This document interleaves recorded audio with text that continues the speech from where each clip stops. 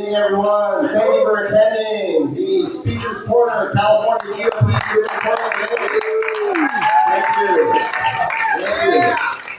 Thank you.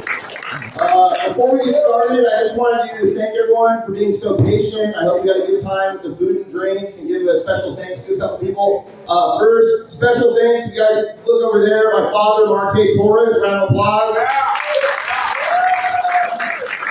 He helped set everything up tonight, so thank you. And then also a round of applause for Nadeem El Tamimi, a member of the Speaker's Corner right over there. Also helped set it up. So thank you. So I wanted to thank everyone, and we're going to get into the event, but before we do, I'm not trying to, you all waited long enough. I just wanted to say, prior to starting, I think, with Thanksgiving coming up, it's time probably to take stock and think about what we should be thankful for. This has been such a traumatic year, I think, in many respects for conservatives. And I think I would be remiss not to mention the death of Charlie Kirk just a short couple months ago. So if we could just get a real quick chant going, get the energy going. Say his name, Charlie Kirk. Say his name, Charlie Kirk. Say his name, Charlie Kirk. Say his name, Charlie Kirk. Thank you guys. And finally, one last thing I want to say to you before we get started. I want to say we have to give thanks for having, I think, my favorite president, I think the greatest president in modern American history, Donald J. Trump, in the White House. Thank you. And, he's going to lead us. I've seen a lot of people being negative. I've seen a lot of people being pessimistic, but fear not. We have the best man possible in the White House, and 2026 is going to be a great year for conservatives, okay? So count on that. And before we get started, real quick, just another chant. Fight, fight, fight! Fight, fight, fight! Fight, fight, fight! Fight, fight, fight! Thank you very much. All right, so first candidate coming onto the stage, all the way from Bakersfield, California. Big round of applause for Kobe Markham!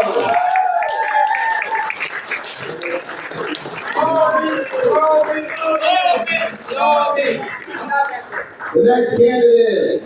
He's been on the circuit for quite some time. He's a Navy veteran. Welcome to the stage, Daniel Mercury.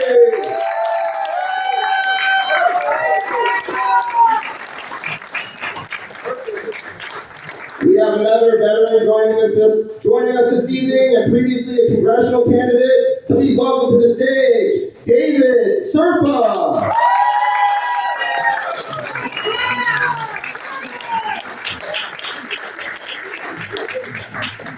The next candidate we have coming to the stage is the South Orange County local and a nuclear scientist. Please welcome to the stage, Greta Solorzano.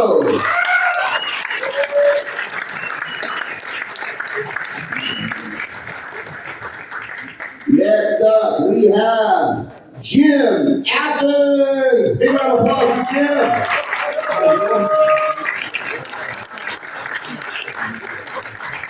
Following Jim, we have another guy who's been on the circuit for quite some time, entrepreneur Leo Zaki.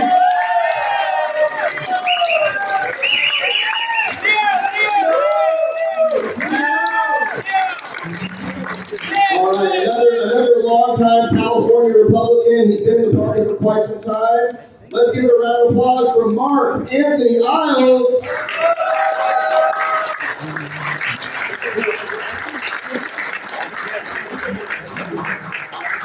Next man coming to the stage is the CEO of Breaking Barriers United and a former police officer, Ryan Tillman.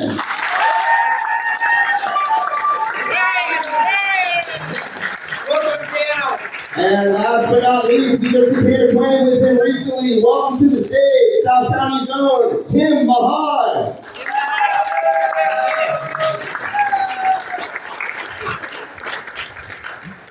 And we're going to be starting here in a moment. Just to let you guys know how the rules will work. So our candidates have chosen a pre-selected group of questions.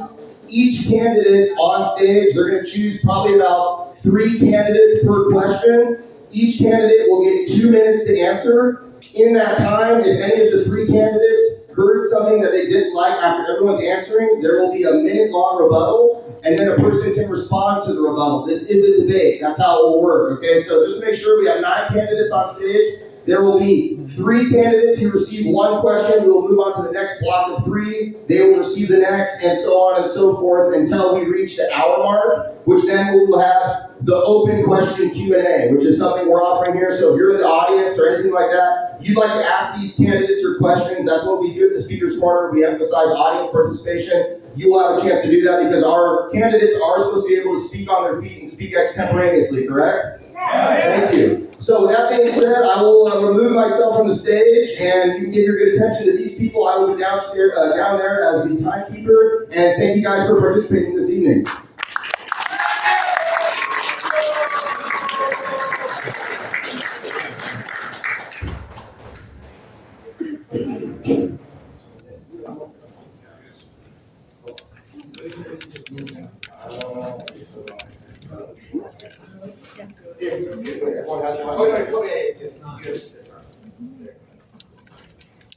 Yeah, you can stand at the podium. Or stand at the podium.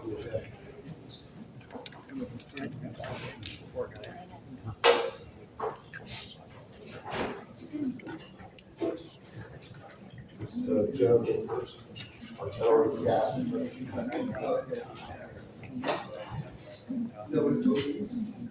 Yeah, oh yeah, sorry. So each of you are actually going to get, apologies guys, opening statements. So you guys each get a minute each for your opening statement, okay? So we'll start down here with Kobe. Feel free to go and give us go ahead. Is there a time keep? I'm keeping it right now, I gotta go. Okay. Let's take it for a minute. And go. Hi, check. It should be on. Hi, Kobe J. Markham. I'm a California governor candidate.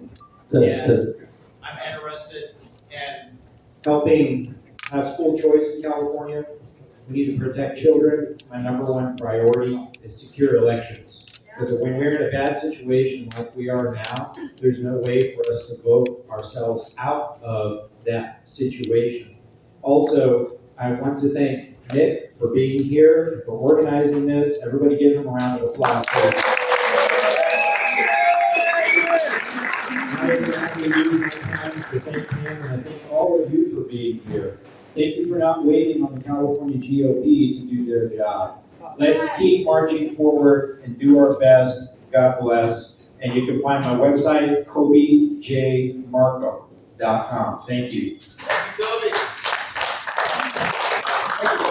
Wait, guys, make sure your mic's on. All right, and Daniel, you have a minute. Thank you. Daniel Mercury. I've been campaigning now for about 6 years. I started back with running for Congress, and then I realized that really the core problem was really the corruption in our government here. Right? I think most of us know this. And I realized that we have a lot of candidates, and of course we've seen throughout the years that everybody's pining to wear the crown of leadership, but nobody's pining to wear the shoes of servitude. So when people ask me, are you going to lead us? No, I'm not. I'm going to serve you. When people say, you got to fight for my civil rights, well, that's a bit of a Marxist statement because constitutionally, you have unalienable rights. So I'm going to be fighting for your unalienable rights because they're God-given endowments. They can't be taken away. They can't be contracted away. So we have this sort of fallacy thinking that legislation that if it's passed, well, then it must be law. But that's not true. It's falsely operating in color of law, and there's no accountability. And I define accountability with people who purposely turn their backs on the constituents that they swore to protect to imprison. If you don't do that, what's the point? We can stand up here and we can talk about all the wonderful things that we want to do for child sex trafficking. We can talk about homeless and all these wonderful things we do about being racist back. But at the end of the day, it's prison. Amen. Yes. Hey, good evening, everybody. I appreciate everyone coming out tonight. My name is David Serpa. I'm a United States Marine Corps combat veteran. I'm a business owner. And I wrote a couple of books called Common Sense for California, a guide to the new revolution.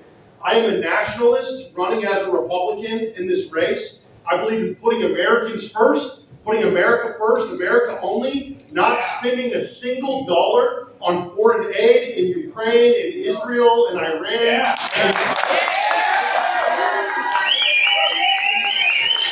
It's time to be unapologetically America first. It's time to be unapologetically California first. We have a lot of the answers here in California. We need to stop waiting for the rest of the world's permission and the rest of the country's permission to act. It's time that we prioritize our tech, our farming, our education system, and everything else that California is used to leading the world, feeding the world, and entertaining the world, and we can continue to do that again.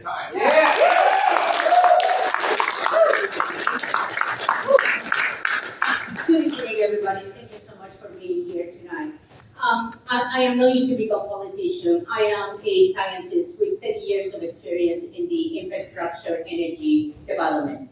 I am here because I know how to solve problems. I have been doing it for 30 years. I find real solution for real problems within budget, which is key.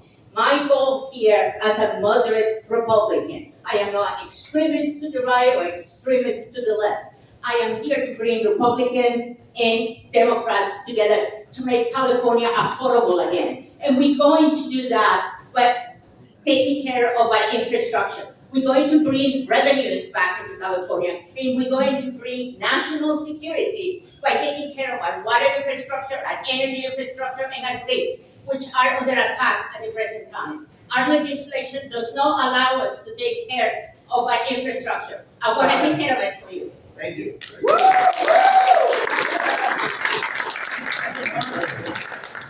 name is Jim Athens. Is this on? No. No. Okay. Jim Athens. I'm in this contest, this may sound cliche, but I'm in this contest to make a difference.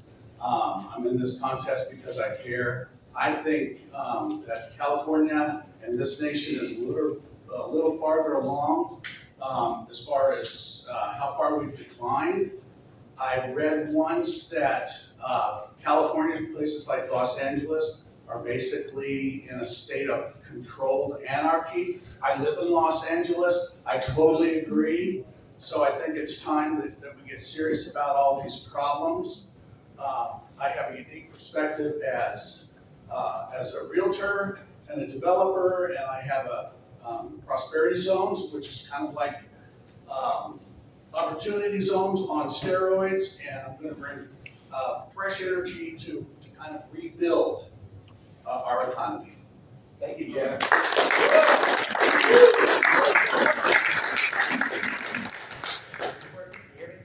Nope. Nope. No. Okay. Oh, there we go. Sorry. Where? Back. Here. No, close that. Maybe. Use a regular mic. Alright, this will help myself. Okay, sit down. 1 second. Do some time. Alright, okay.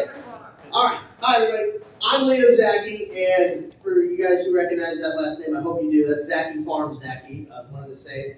My great-grandparents came to California 120 years ago and established Zaki Farm back in 1928, and I got to be part of that amazing poultry empire, but we got destroyed by California's poor policies. And I was the vice president of the company. I earned that title. I worked my way up to get that position. I was also a board member for the California Poultry Federation, so I'd go to DC and Sacramento, meet with all our elected politicians and bureaucrats. I quickly discovered how very stupid and little they care about you.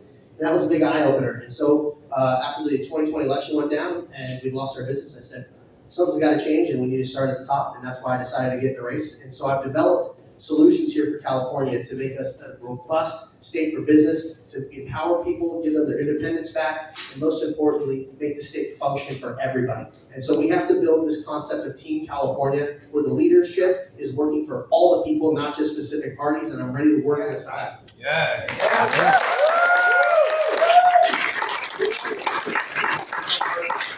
Hi, my name is Mark Anthony Yachts. I'm a native Californian, small business owner. Business is my background. I intend to be your next governor. This election is not about partisan party politics, nor should we make it about partisan politics. This election is about good and evil, about strength versus weakness. It's about restoring the values that built this great state: God, country, and family. For too long, Californians have been divided by labels, failed by weak leadership. It's time to bring together people, Republicans, Democrats, and those that choose not to establish a party.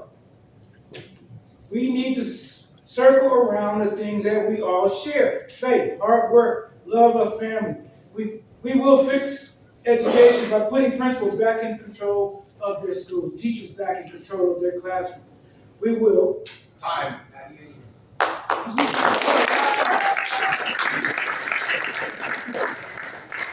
Good evening, my name is Ryan Silman. I'm born and raised here in California. I love this place. Nobody ever leaves this place because it's an ugly state. But growing up, I grew up without liking law enforcement. I couldn't stand law enforcement.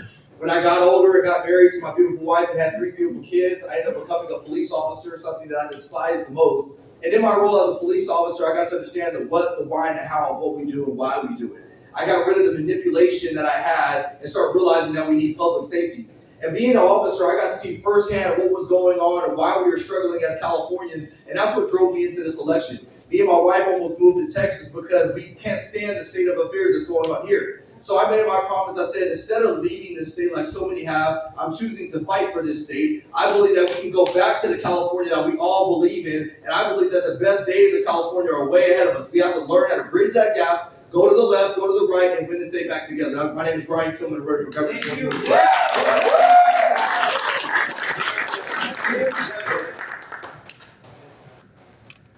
How you guys doing? My name is Tim Mahan, and when I was 18 years old, this guy came up to me and he said, "Are you going to join the military?" I told him no. He said, "Why not?" I said, "Because I'm going to start my own business." And then he said, "If you're going to start your own business and you're not going to go into the military, you may not serve now, but you'll serve later." And I didn't know what he meant by that. And then, over the course of 30 years plus in business, I now know what he was talking about. You see, in order for anybody to be qualified to become governor of California, you have to have experience in life. You have to have done, and I've done a lot. My background is in contracting. I'm a general contractor, and my specialty is getting people together to get things done. So my whole plan is going to be based on lowering the cost of living, raising the quality of life, and it's going to be strongly. Thank Thank you.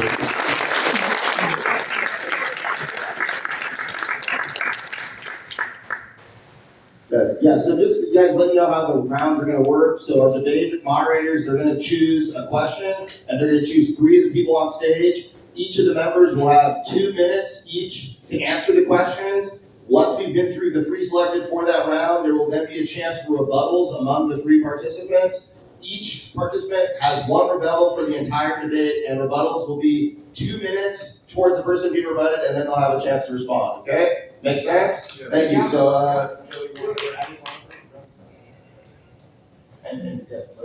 Test, yep. Let's start with these 3 right here. The question is, many citizens, including Donald Trump, believe the 2020 election was rigged and that the Voters' Choice Act was used as a tool to accomplish it. Do you agree with this concern? What would you do as governor to restore trust in our election process? Sir? I don't have any comments on the Trump election, whether it was stolen or not stolen. I haven't seen any of that data, so I'm not going to speculate on it. Some things that we could do here in California to help our elections is we're working to make it so that each county can manage their own elections. Right now, the voter rolls are managed at the state level and they have access to the databases, and that is causing problems. We have 58 counties. We need 58 counties with each one managing their own elections. I'd also like to have us do paper ballots that are serialized with one-day voting and voter ID required. Thank you.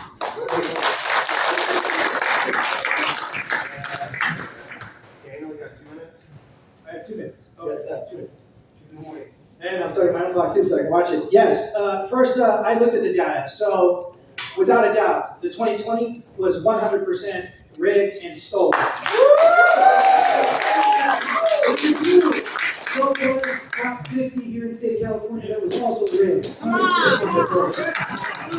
Let's also look at the fact that when we talk about voter integrity, yes, we have a big problem here with a lot of illegal aliens voting that are claimed that they're supposed to be part of our community. They are not. This is designed to inflate the voter roll. In my administration, one, we're going to ensure that if you're illegal, you don't get to vote. Number 2, yeah, we're going to have voter ID. But one of the things that I think is also key is that we need to purge the voter rolls yearly. And this is a huge importance because when dead people can't come and re-register. Illegal aliens aren't gonna make their presence known. People who moved out aren't gonna get a ballot. And of course, this ensures that if you want to participate in your government, you're going to re-register. And if you don't, you have nothing to say, sit down and do not talk. Because other people who love this California, who love this country, are going to participate, and they will make the effort to actually ensure that they're going to re-register. We also have a problem with chain of custody. We have a problem with people not actually ensuring that we have enough poll watching, and we need to involve our military and our local sheriffs to ensure that we are making sure that our ballots are counted properly. The three things that we're going to take care of here to reinstate our faith back into voting, and we're going to make sure we get rid of the machines. There's not going to be any more machines. We can maybe incorporate some blockchain technology, but it still needs to be associated with paper ballots. And there's a way to do this. There's a way to mitigate all of this, but we have to enshrine these protocols across the state because as a candidate, here's the thing. Every county does it slightly differently, and they're not supposed to, yet they do. And this is a problem because it allows for some type of stealing or rigging of some kind when it comes to our elections or propositions or referendum. We need to enshrine this properly so that every vote is counted.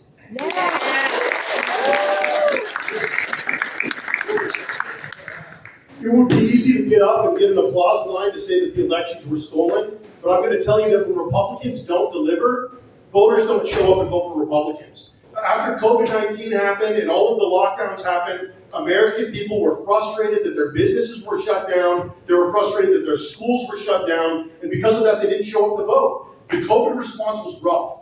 The fact that the deficit continued to balloon under President Trump in his first term, and again here in his second term, is a problem. The fact that foreign spending has continued to be a problem. The fact that we cut $4 billion from SNAP when we have 40 million people, 10% of this country is collecting SNAP benefits. That tells me that there's something fundamentally wrong with the way that our country is structured right now. And 17 million of those recipients are children. And if we're going to cut $4 billion from SNAP, don't send $40 billion to Argentina. Don't send $40 billion to Israel. Don't send $40 billion to Iran. America first, America only. What we should be doing is instead of looking to move our elections in the past, we should say California is a technology state. We've always led the country in technology. So why are we going into the past with paper ballots and smoke signals and cave paintings? Instead, what we should be doing is getting people to vote on a blockchain, on an app, on their phone, instantaneously, tracking it the same way that we do your money in the stock market. Because if you show up for the people will show up for you. And if we get the Secretary of State's office in control, then veterans will be able to identify as veterans on the ballot. We'll be able to clean the voter rolls, like Mr. Mercury was saying, and we'll stop being in a situation where 3% of all ballots in the state of California have to be cured. So we need to clean up the voter rolls. We need to move our technology and our elections into the future, and we need to get government on an app. So it's not $800 to register your car; it's 80 cents in the palm of your hand. Yeah. All right. Before we move on to Agnes's question, among you three, is there anyone who'd like to rebut anything they heard or anything they said? And that's our only rebuttal for the night. For the night. We got I like these guys too much. Well, I disagree with I'm just kidding. No, I had nothing. Nothing? All right, so we're going to move on now to Brenda, Jane, and Leo, and Agnes is going to ask a question.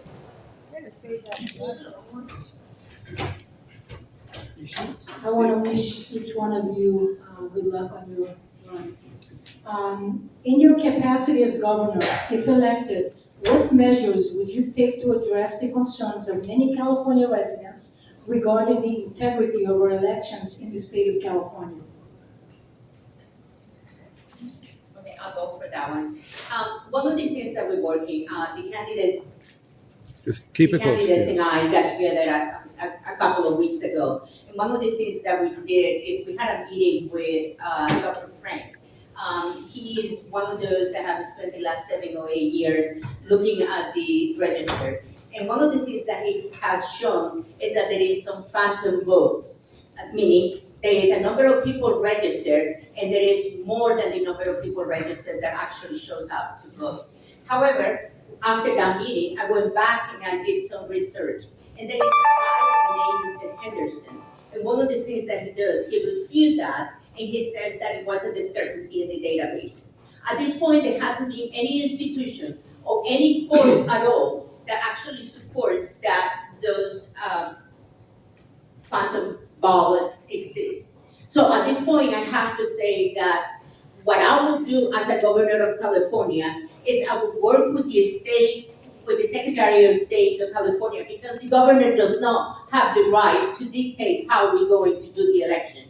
However, the Secretary of State does have the right to dictate that. So I will work with that Secretary of State, and I will make sure that we do go a little bit back, even though we are a technology center. I will go a little bit back until we can return trust in our election. And I will do that by recommending to eliminate the machines and eliminating the mail-in ballots that you don't need. I will only keep it strictly to the ones for the veterans and the hospitals that are requiring people with disability. Other than that, I will definitely go back to basics, because we need to return the trust, and we need to stop thinking that we have it stolen time. Election.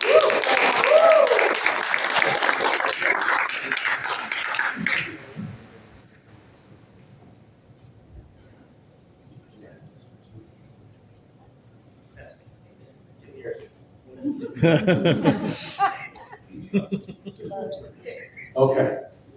So, honestly, short of just me repeating exactly what they said, honestly, I as governor, I tell you, I'd be on top of any election fraud. I can tell you that. And but I can tell you, my campaign is more about what to do with the homeless. We're gonna pay attention to that stuff. I can repeat it.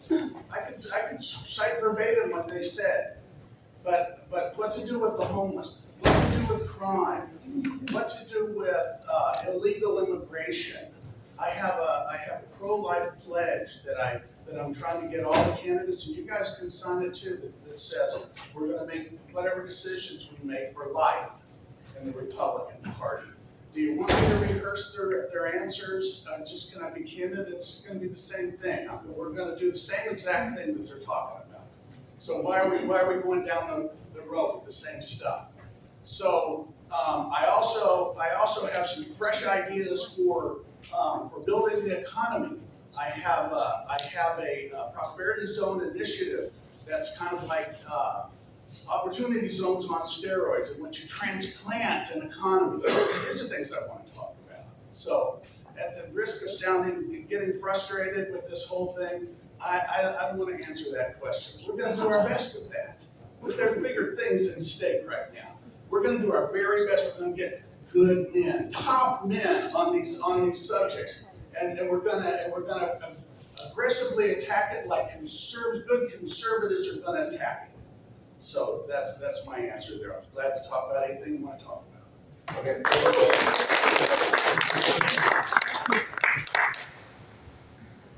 So the question is about restoring trust, correct? So I mean, we know that there's a problem in the election system, and we've all been discussing it. We know we need to have same-day, in-person voting with voter ID. These are all basic things that we have to have. And yes, we do need a Secretary of State to make that actually go through. As governor, I will advocate very strongly for all those things. But I've already been working with people who can help make secure paper ballots. A very good friend of mine out of Nevada, Jim Marchand, who ran for Senate there, he's developed a fantastic ballot. It's got 26 different security measures into it, play into the paper, specific paper, all this stuff. Get it made from a company that produces currency for other third world nations. There's all this technology and hardware stuff that we can actually implement. Obviously, the voter rolls are hyperinflated. We know that's a big problem. We know the machines are full of holes. We know that they say they're not connected to the internet, but of course they're connected to the internet. We've seen all these issues, and we have to make single-day in-person voting a thing. No more unsolicited mail-in ballots, but it takes a lot of team effort to make this happen. As it's alluded, we can't just do it on our own. But the people, being properly informed, can help push that. We can get these as ballot measures to help push this forward, to make sure that the legislature gets this into place and gets it off the desk of people like the Secretary of State. There's a lot of things that can be done. Obviously, purging the voter rolls, archiving the voter rolls, auditing them. We have to do this. And I know a lot of people have feelings about the 2020 election. There's no doubt that there was problems all around the country. We should hold an audit about what happened on that election. That information is still there. You're supposed to hold those ballots for 10 years. We need to look into it. People want answers. It's about creating trust again. We have to have transparency in government. And when I talk about transparency, we need to have that across all levels. I want people to be able to go to a website that actually works, where you can look up the budgets of all these different agencies and entities within the state and just interact with an AI that can pull it up for you. You want to know what a sheriff's department's spending? You want to know what your town is doing? Easy to find. There you go.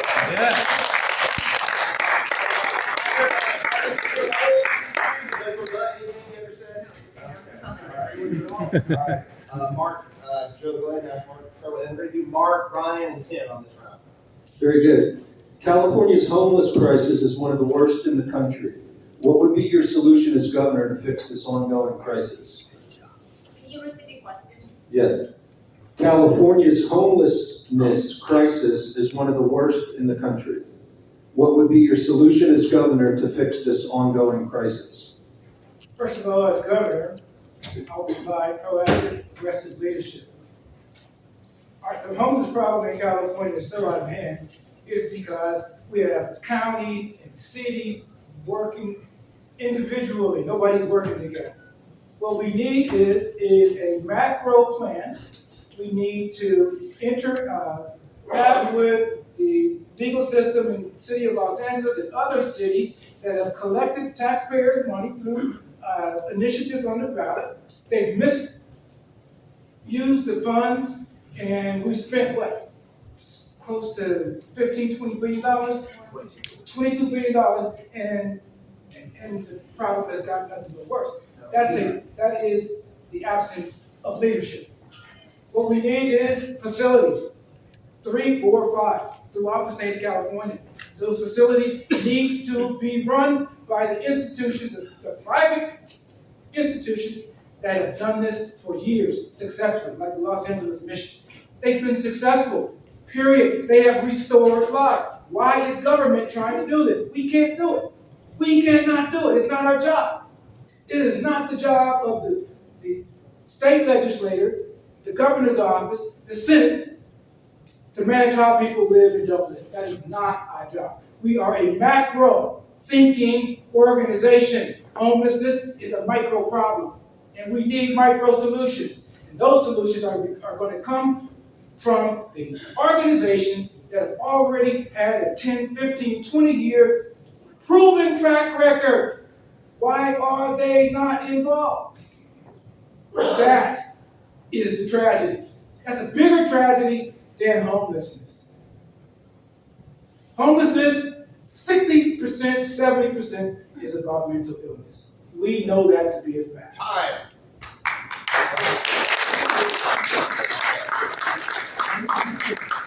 So my role as a police officer, I got to work in the quality of life unit for about 2 years, which specifically dealt with the homeless.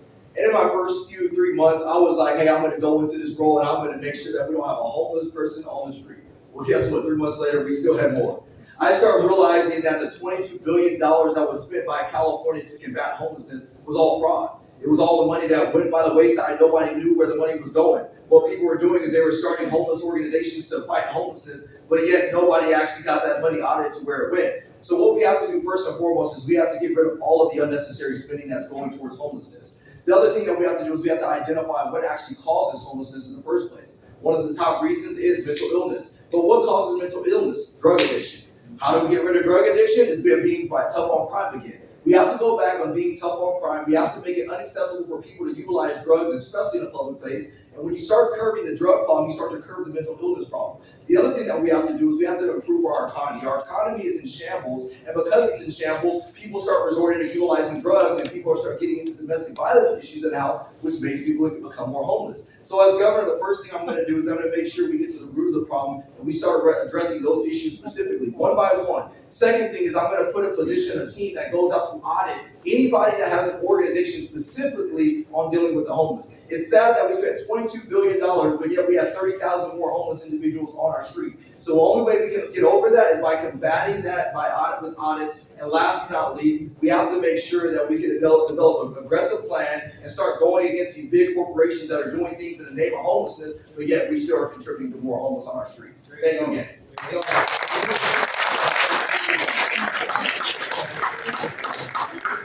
Yeah. Hey guys. So in 2018, I actually was homeless. And when I became homeless, I had a warehouse full of construction materials, and what I would do, I'd build little mobile homes with wheels, and I'd push them to everybody. And I was like, yeah, I'm solving homeless.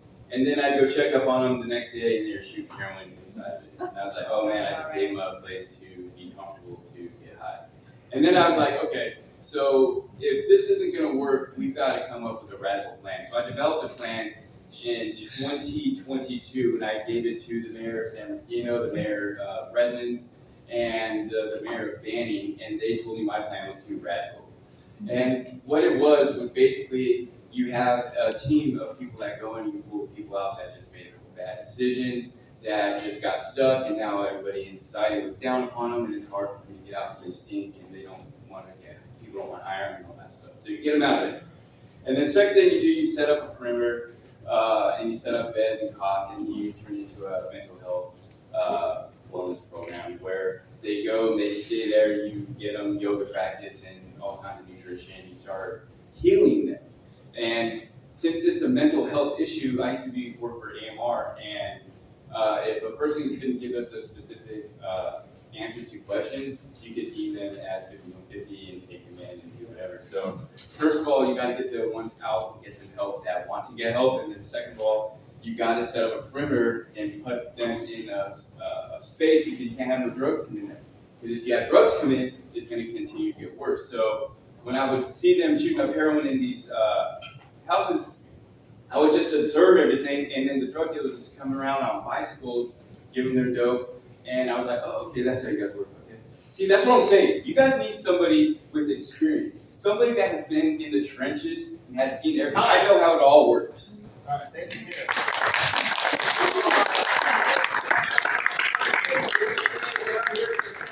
So we're going to stay down here. Tim, Ryan, and Mark. Tim, you'll start us off. Agnes, go ahead and ask a question.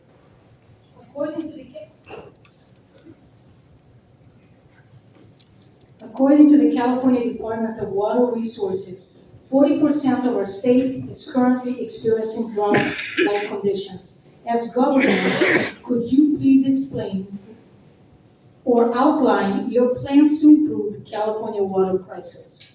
Go ahead, Tim. You start. That's a good question, thank you.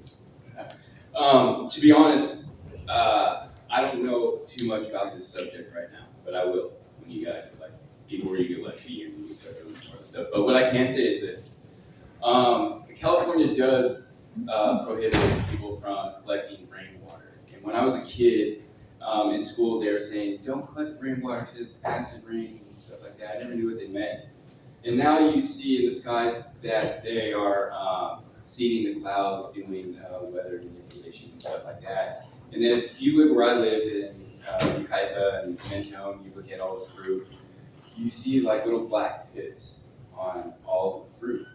So it makes me wonder, it makes me think like, okay, are they deliberately getting rid of the water because it's not good for us? They don't really have capacity to filter it, so it's safe to drink. Because if you think about what's going in the sky, it's going in, they're seeding above the clouds when it's raining, so it's going into the rainwater, it's going into everything. So before I say, hey, this is my plan, I want to know if the water is safe to drink. Is there a reason why they're letting it all out? I don't know those answers. So before I say, hey, this is going to be my plan, I want to have all the facts first before I say, hey, this is what we're going to do. That's how my mind works. I get all the data, I compute everything, I put it all together, I get the right people, and then we make a plan and we execute it.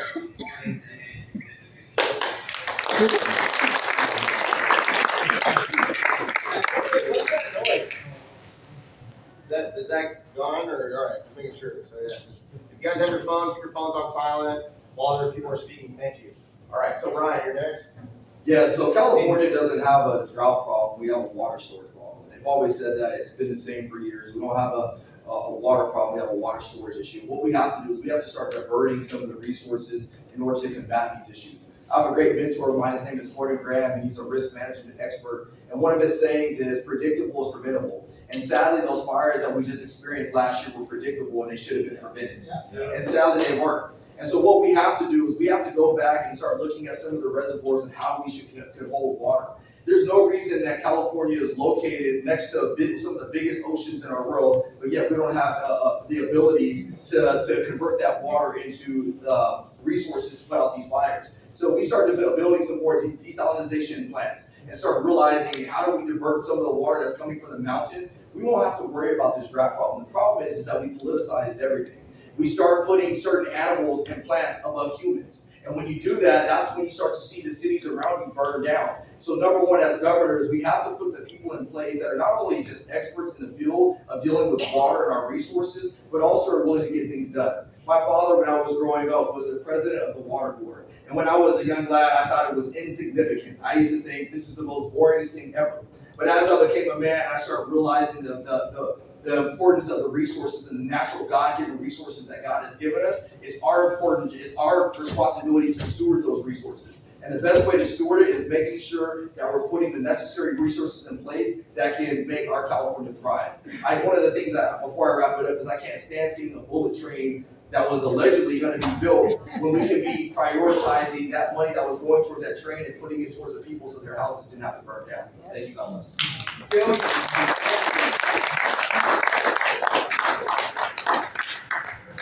Brian is exactly right. Water should not be a political issue, but it is.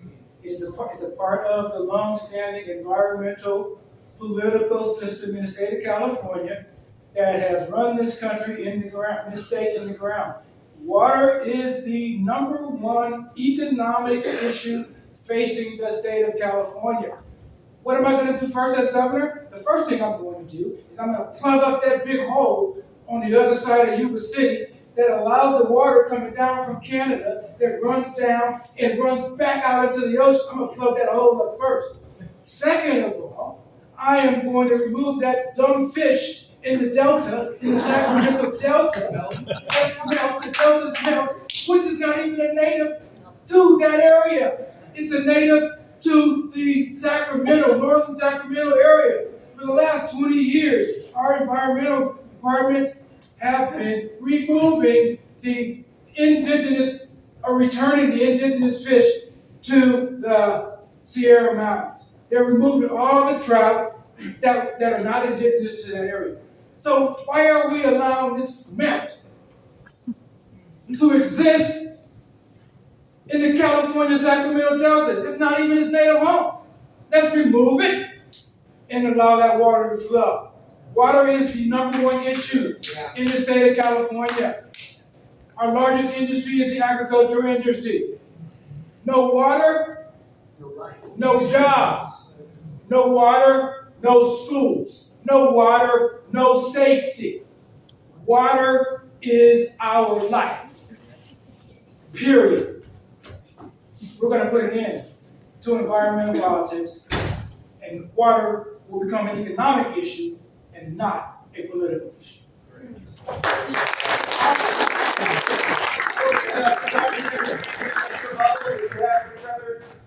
Okay, let's move on now to Leo, Jim, and Greta. Go. I'd like to address that question. Yeah, you have a very perspective if I can do my That's gonna be your rebuttal. Go ahead. Okay, so much research on this lately as I've known that I'm going to be running for governor, and just recently since the last debate, because I wasn't even satisfied with my answer on that. So apparently we are 163 billion gallons short of everybody getting all the water they want in this state, which is 440 million gallons per day.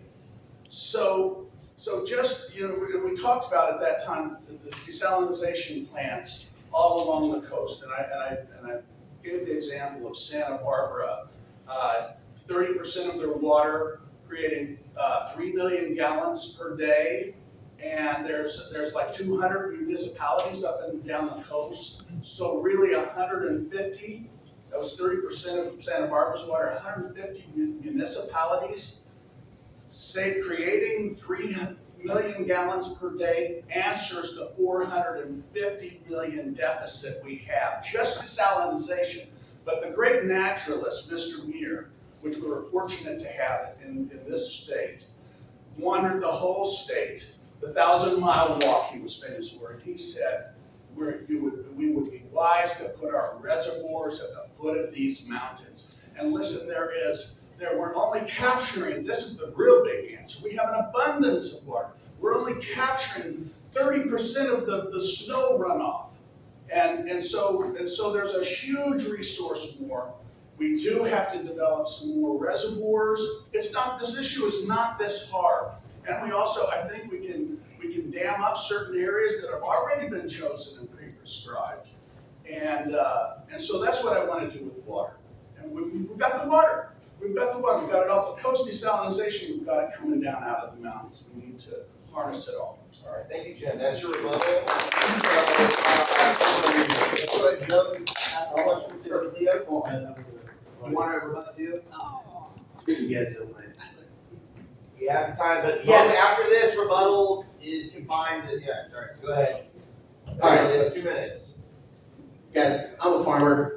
Water is the #1 issue in the state, there's no doubt about it. And yes, we are dumping the water, we're not doing a lot of things wrong, but I actually have a plan for this, a very detailed one. So what we're doing, obviously, is we're dumping the water, we're not collecting it. We need to build out the infrastructure to capture the rainwater, to capture the snowpack. We have to dam up our concreted rivers in our metropolitan areas, build purification plants, and build desalinization. You couple that with small modular nuclear reactors for the energy, and you also get the energy from the hydroelectric. It brings our utility costs way down and opens up water to our farmers who desperately need this water. Our farmers are restricted to 1.65 cubic feet per acre, which is not enough to sustain citrus, which takes 2.25 cubic feet per acre, and almonds take 4.5. We can build up a surplus of water, it's called my Water Abundance Project, and then we can export the water for profit via the Colorado Rivershed, which we share with other states like Arizona, Nevada, and including Mexico, and we can auction it off for profit to line our coffers that takes money into the state without coming from your tax dollars, giving us money to actually utilize for real projects. And we're going to use public works projects that coupled with my homeless to home program, where we get the folks off the street into treatment, into a program where they can learn a job skill, where they can actually get the training they need, earn a living wage, get clean and sober, and when they're done with the program, they will have money stacked up that we've been saving for them. They're eligible for government assisted housing, and anybody who hires them coming out of the program gets a tax incentive for doing so.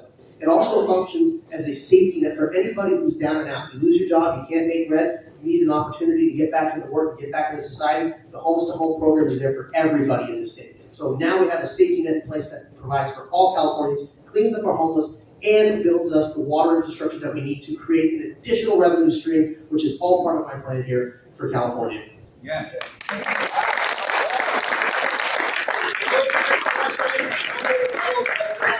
final 4 answers. So start with Greta, and then David, Daniel, and Kobe. Okay, so Joe, go ahead now. According to California Debt Watch, California is over $2 trillion in debt with another $500 billion in unfunded liabilities. If elected as governor, how would you work to tackle this financial crisis?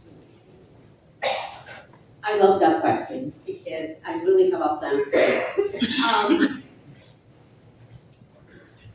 There is basically 3 steps that we're going to have to do. The very first is going to be tax reform. And I want to elaborate a little bit on this because on Sunday I was listening to Katie Potter, and one of the things that she answered to one of the questions that was asked about how to bring revenues to California, she says we're going to tax the rich. I was like, oh my God, is that really her plan? But that's what she said. When I talk about tax reform, I'm not talking about taxing one specific group. I am talking about having a flat tax rate. So we all, each and every one of us, has the opportunity to participate. We need to be part of the process. If we want to reap the beauty of this state, we need to be part of the process. So a flat tax rate. The second one is going to be revenues, and I'm going to talk a lot about revenue. But before we get into revenue, I want to talk about entitlements. We're going to have to look at the retired pension. We're going to have to look at the retirees' health care. And we're going to have to look at the Medi-Cal. I mean, the fact that we're paying for Ozempic to lose weight, the fact that we're paying for dental services in Medi-Cal, that is unacceptable. These programs were not created to have generation after generation living off of it. These programs were there to help us for a short period of time. So those would be the three things. So let me get back into revenue. My plan is, right now in California, we are very much, our economy is absolutely dependent on oil. 75% of the oil that we use in California comes from foreign countries. Billion.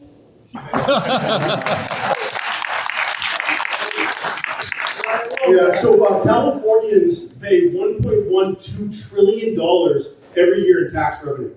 And $806 billion of that leaves the state of California, and we are left with $321 billion is our annual budget. Why is 73% of our tax revenue leaving the state of California? America is built on tax rebellion, and yet we're paying 2% of property taxes, we're paying sales tax, we're paying income tax, we're paying more in taxes and interest and in usury than we are paying towards the principal of our homes at this point. And so how do we address this? Well, we address this with the sort of tax rebellion that this country was founded on.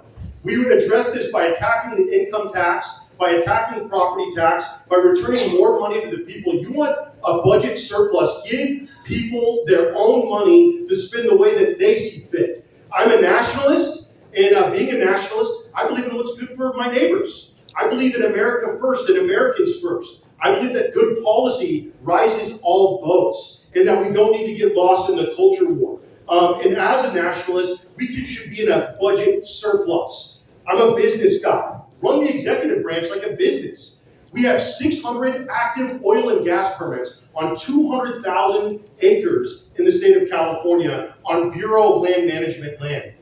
We have so much oil in California that we have more than Saudi Arabia, we have more than Venezuela. We should be paying 98 cents a gallon, not $5 a gallon. And we should have so much oil, so much nuclear energy, and so much water that we sell it to our water, energy, oil poor neighbors, because they're not going to stop building cities and towns in the desert. So let's make sure that that surplus creates dividends, and that we get those dividends back to people, because it's time to start banking on abundance, not just capitalizing on scarcity. Thank you.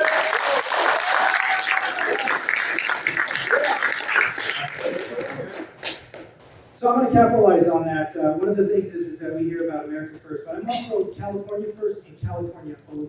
Yes. One of the most important things that we need to focus on is becoming energy independent. So when we talk about this $1 trillion deficit, this is a bunch of ignoramuses in offices that are trying to reinvent the wheel. So when we look at the oil pipeline, right now it's operating at 7% capacity right now. 7%, which contributes to $300 billion a year in tax revenue for the state. Now imagine if we opened up 100% capacity, we would be in the trillions, and we would get out of that deficit overnight. And yet here we stand. Number two, we have to also look at reducing spending. We also need to look at, I don't know why, but we need to doge California so we can see where all the little money is going.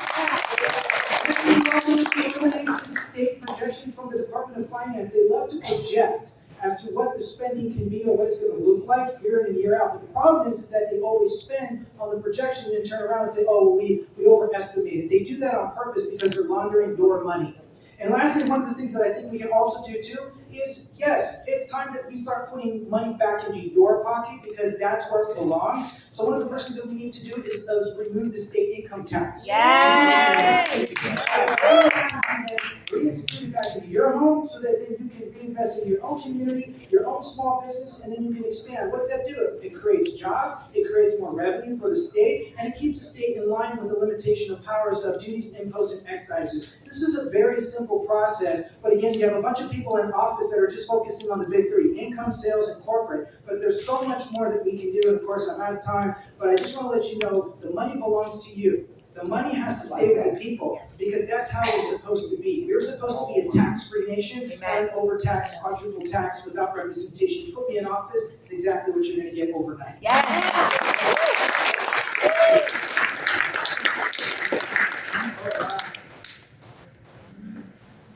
I'm Kobe J. Markham, just reminding you my name. I'm a businessman, and I'm blessed to have a master's in business administration from Pepperdine University. I also have a graduate degree in business management from Southern Methodist University in Dallas, Texas. I'm a businessman first. And when I look at the finances that we have happening in California, I wouldn't even call those finances because it's being mismanaged so poorly. A couple of things that we can do. The governor has line item veto power on the bills that come to his desk for appropriations for each department.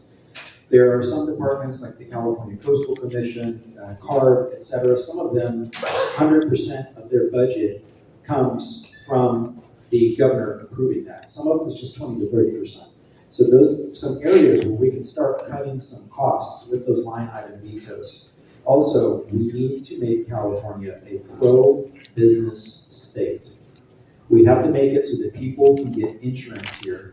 It needs to be less litigious. The more litigious California is, then business owners have an ABC policy when they go start a new business, anywhere but California. And we need to fix that and work on that. We need to go through a deep audit of all of our books. And I would like, in my opinion, the state of California needs a CEO, a new CEO who operates like a CEO, who does not treat money like it's unlimited, because it is not. They have a fiduciary responsibility to manage your money wisely, and they haven't been doing that. So we need to audit ourselves from top to bottom. We also need to start generating money. It's not just about saving money and cutting money. It's also about generating money, and that's what you do when you're a business. Thank you. This will be our final round of questions, and then it will be open to Q&A. Okay, so let's we'll leave it Agnes. You can choose the three candidates at your discretion. Okay. Okay. Leo Zaki, Mr. Sopa, and Rain. Yeah, that's it. What proposals or policies do you suggest to mitigate the damage caused by anti-immigration enforcement legislation in our state, like SB 54, and healthcare for illegal aliens? You want to start Ryan on that? Ryan, okay, so Ryan, you got 2 minutes. Awesome, thank you so much. First and foremost, as it relates to that question, we have to realize that California should be first, not anybody else from any other country. I'm sorry. That's just how it should be. But we also have to realize that they have also over-politicized this whole topic about immigration. And the way they did that was by passing these sanctuary city laws. There's no reason why federal immigration services, ICE, should be working with our local and state officials as it relates to our city police officials. You know, one of the things that people don't understand is how it works. As a police officer, if I arrested somebody who was an illegal immigrant, the first thing that would happen is we take them to county jail. The way it should work is I should come to the county jail and pick that person up from the county jail. But because of the sanctuary laws, what happens is that person goes back to the street, and now the ICE agents have to go to the graduations, have to go to the parties in order to pick them up. And so if we start contributing to a better working relationship with federal agencies and state officials, and start empowering our local law enforcement leaders, start empowering the chiefs of police, then we can now get rid of the sanctuary laws and we can start doing this the right way. The last thing I believe is I do believe in compassion. I do believe in having a heart. I believe that those that have been here for a while, let's work on getting them a streamlined process. That means that we're going to give you 1.5 years to get your stuff together. And if you don't get it together in 1.5 years, then you're gone right away. It doesn't matter. We're now putting accountability measures in place. For those that are violent, offending criminals that are out here terrorizing our communities, they're gone right away. And now with technology, we can streamline the immigration process. Why is it that California can't lead the process and lead the way as it relates to immigration reform? I believe we can walk and chew gum at the same time. I believe that we over-politicize this topic, and I believe we can make great strides if we implement the things that I've just said. Thank you, God bless.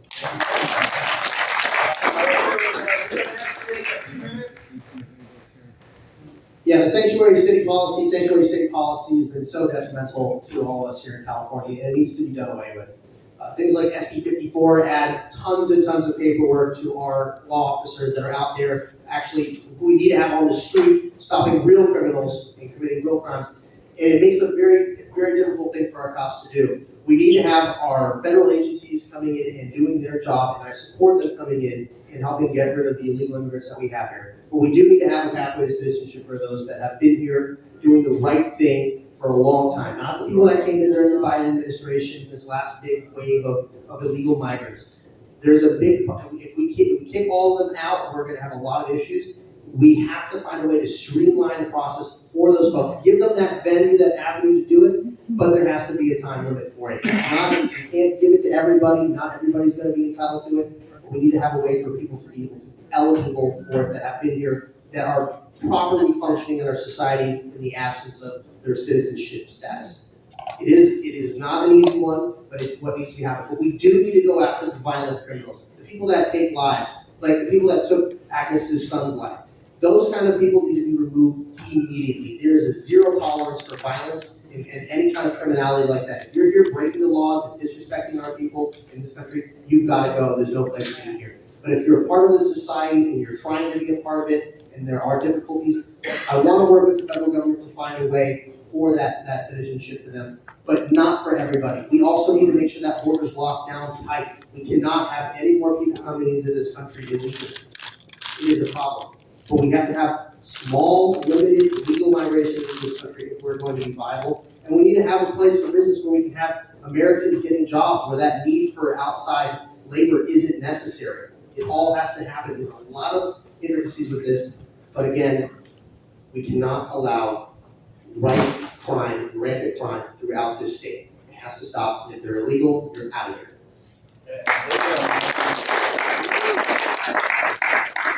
Okay, I don't really have this super sweetheart Boy Scout approach to immigration of like, if they've been here for a little while, that's okay. You know, they're a different type of immigrant, they're not breaking any laws. Look, you came into this country illegally.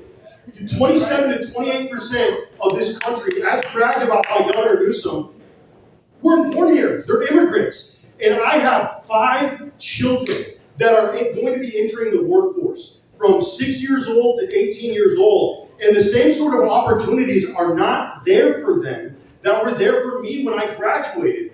When you bring in the third world, when you bring in immigrants from the rest of the world, that cuts down on the available housing that you have for your kids. That cuts down on the schooling that you have for your kids. That cuts down on the hospitals that are available for your kids. You cannot give away our entitlements to everyone else in the world and expect there to be anything for our children. 14% of our entitlement programs go to people who did not belong in this country to begin with. Now, there's a difference between that and the people that have been on a student visa for 5, 10, 15 years. If we just granted amnesty to the people that have been here for 5 years or longer, we would increase our state revenue by $21 billion. But what I'm tired of hearing is there needs to be a path to citizenship. When you run a business and you don't know who is working for your business and you are hemorrhaging money, you go on a hiring freeze. You stop bringing people in. And until there is not one American sleeping under a bridge, until our American citizens are educated, are prosperous, our children are buying homes and starting families, I don't want to import one illegal immigrant. Not H-1B visas, not 600,000 Chinese immigrants to our schools. At one point, the California school system was free for Californians. And it's because we weren't depending on foreign money, we weren't importing the rest of the world, and we were training our students to do our jobs here. And that's what I want to do here in the future, is prioritize Californians in California.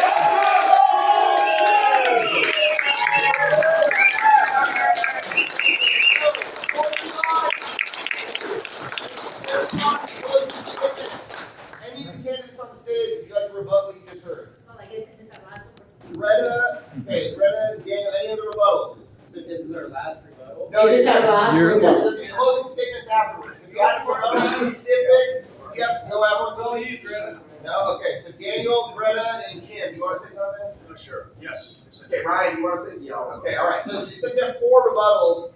Let's keep it to a minute on this one. Okay. All right. So there you go.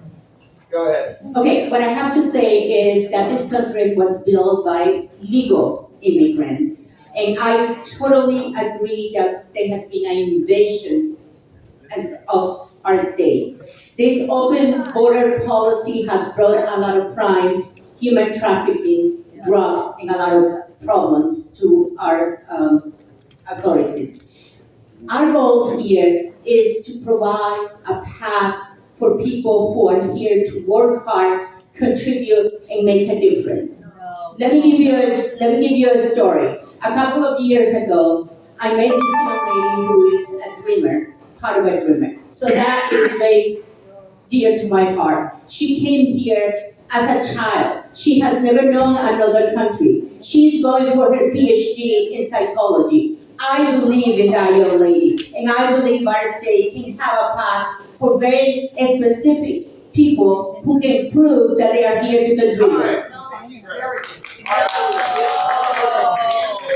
Jim, and then we're just gonna go to closing statements. Another personal day. We gotta keep going.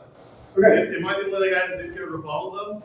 Kind of hurts my feelings a little bit. Yeah, sorry, Dave. That's all right. Yeah, it's working. We got opening statement, closing statements, and we got the Q&A. So yeah, sorry about that. Okay, I'll try to make this quick. First off, if you came here illegally, you already broke our laws, you're already a criminal. If you look at the United States Title Codes, 1324, 25, and 26, says that if you came here illegally, you're to be detained and repatriated. You do not get to pick and choose which laws you want to enforce based off of emotional reasons. We already have a pathway. We have multiple pathways. We have the Reform Act of 1986. We have the Relief Act of 1987. We have the Equity Act of 2000. We have DACA of 2010. Like, how many different times are we going to keep reforming a pathway for those who come here illegally? We do not have due process because under due process of the 14th Amendment is only applies to if you're born here legally and or if you've been naturalized properly to the jurisdiction thereof, because there's a comma, meaning an injunction, which means you do not afford due process, which is why we have an immigration court that only adheres to the executive branch, not for those of us who have just soil. That's how it works. I no longer need a rebuttal.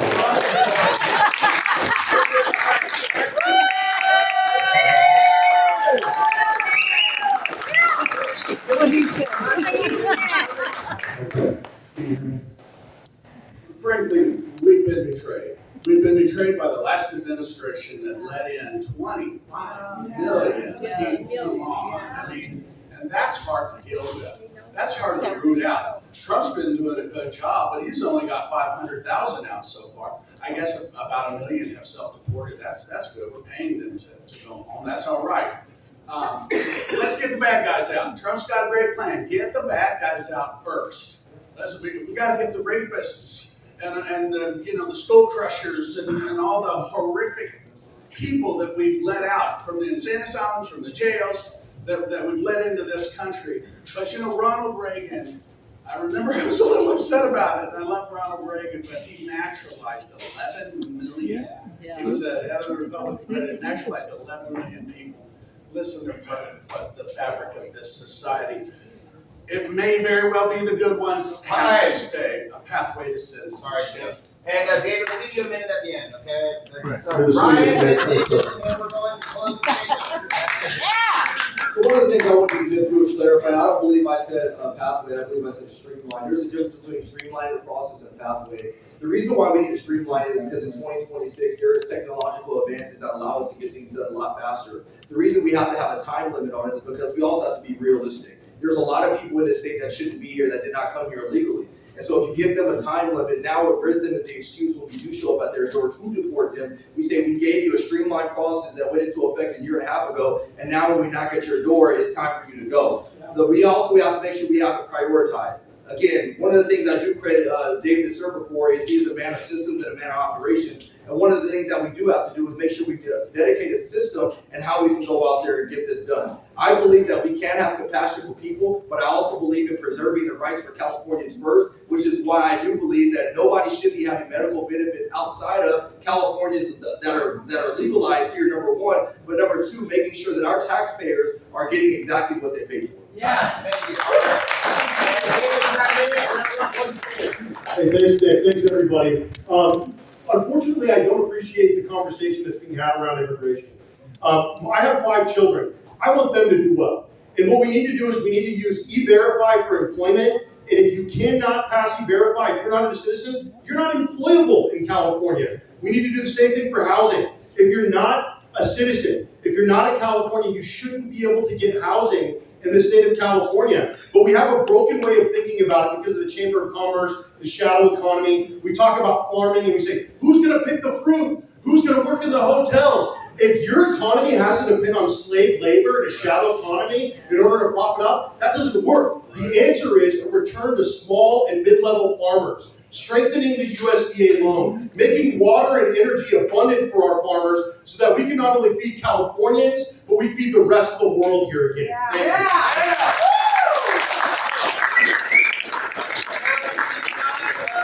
Closing statements. Each candidate will have 2 minutes for closing statements, and we'll start at the end down there with Kobe. Be patient. Thank you, Kobe. And you have 2 minutes. I'm sorry, Nick, I have a question. Is the Q&A with the crowd? Q&A is the crowd still there, so after the closing statements. Thank you. Go ahead, Kobe. I'm Kobe J. Markham, and I'm running for governor of California. I'm a centrist, I'm a constitutionalist, most importantly, I'm a man of faith. I respect that other people have different walks in their personal faith, and I think that California needs faith. I don't think that we are on the right path of trying to have morality without any type of faith-based component connected to that.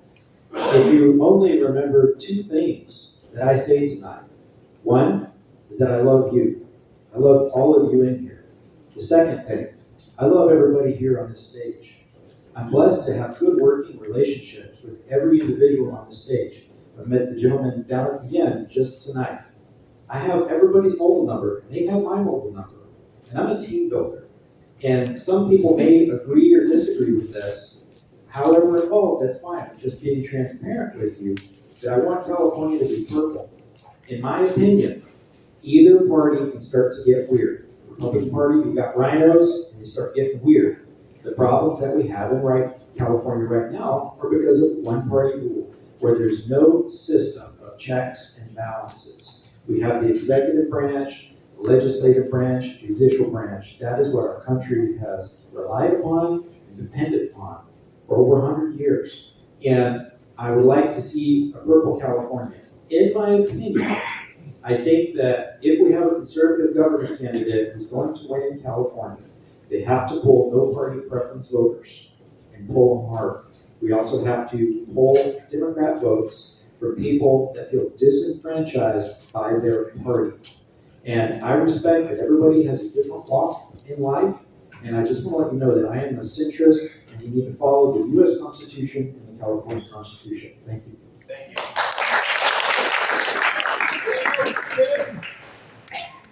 Well, let me just say, Jesus Christ is my Lord and Savior, and one of the more biblical principles than any other religion that's out there, so let's get that right. Number 2, I respect where Markham is coming from, but I don't love everybody. I don't love rapists, and I don't like pedophiles. I did not fight and defend for this country and ask nothing in return to come back to Marxism, socialism, and communism. There is no such thing that can be intertwined with the Constitution of the United States. It is antithetical to the supreme law of the land. This is how this works. I am a constitutionalist. I'm not for either party. I don't support either party. I just understand that sometimes you have to run on a particular party. But let me just say this right now, is that I am not here to be a governor for the government. I am here to be a governor for the people and people's governor. And if you remember anything, remember that about January 5th.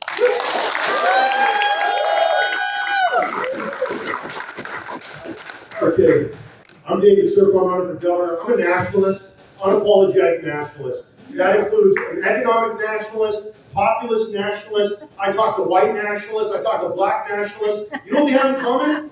They want their neighbor to do well. They want to stop sending money elsewhere. We need some leadership right now in the California Republican Party. And I want to make something very clear. I'm not only at war with the Democrats and their establishment, I'm at war with the Republicans and their establishment.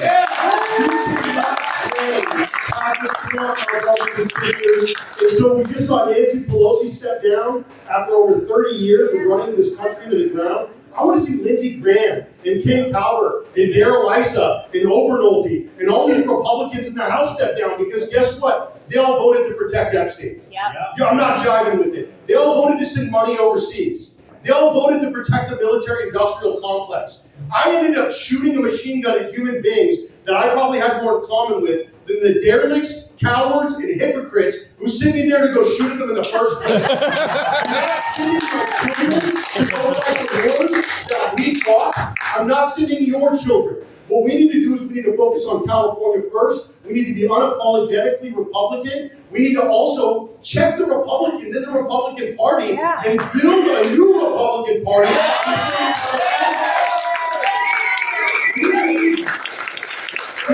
Candace Owens, Tucker Carlson, Nick wing of the party to kick out the old dogs and bring in the new blood, because this is where we draw the line. Not just MAGA, America first, America only, California first. I'm not sending my children to fight the wars that I fought in. I'm not sending your tax dollars to fund states and countries that don't like us very much. And not one more red cent until we start taking care of our kids, our homeless, our schools, our hospitals, and our housing. Thank you so much.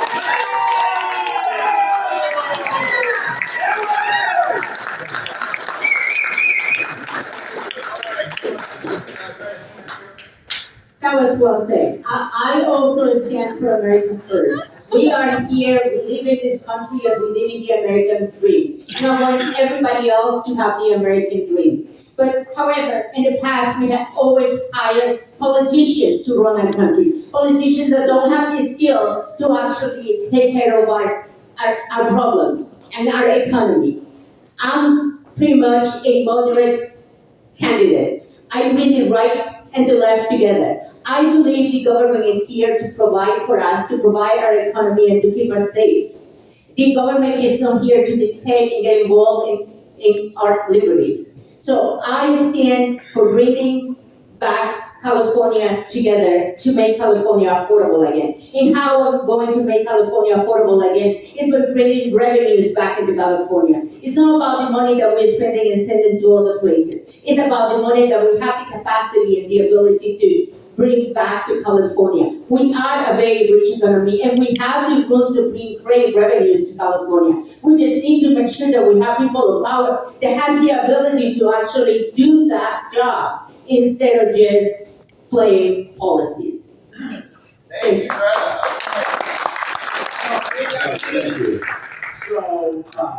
So I have an initiative called Prosperity Zones Initiative that I want to brag on a little bit, but only for a minute because I want to go somewhere else. You can tell me. So I want to transplant a local economy. I'm going to go in by eminent domain and other processes. I'm going to go into these depressed areas, like let's say, like in this area, South Central LA, and I want to come in and I want to transplant a preset model of individual businesses, anchors, the Home Depot bonds, and the individual businesses where we create an economy there and we supply jobs. I'm going to get a 10 block, a 12 block. Go to my website right over there, jimathensforcaliforniagovernor.com. Very comprehensive, extremely long, where we break down the zoning and everything. I'm going to build little communities, which addresses affordable housing and that sort of thing. And it's fascinating. Somebody asked me, do you have all this memorized? I said, no way, but it's there. And I've worked on it for 2 years. Anyway, the next thing I want to say, I want to switch gears completely. I want to talk about how we've lost our identity in the Republican Party. Nobody has the guts to say it. Are we pro-life here? Who's pro-life? Yes. We need to take that stand in this party.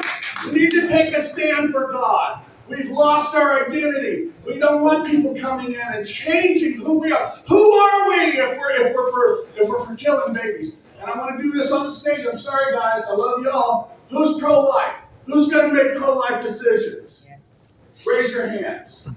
Okay. God bless you, David. I love David over here. He's outstanding. Hey, hold on, guys. Okay. So I want to make that distinction tonight, where I stand, where I want to bring everybody under that big tent. All right. God bless you. Thank you. All right.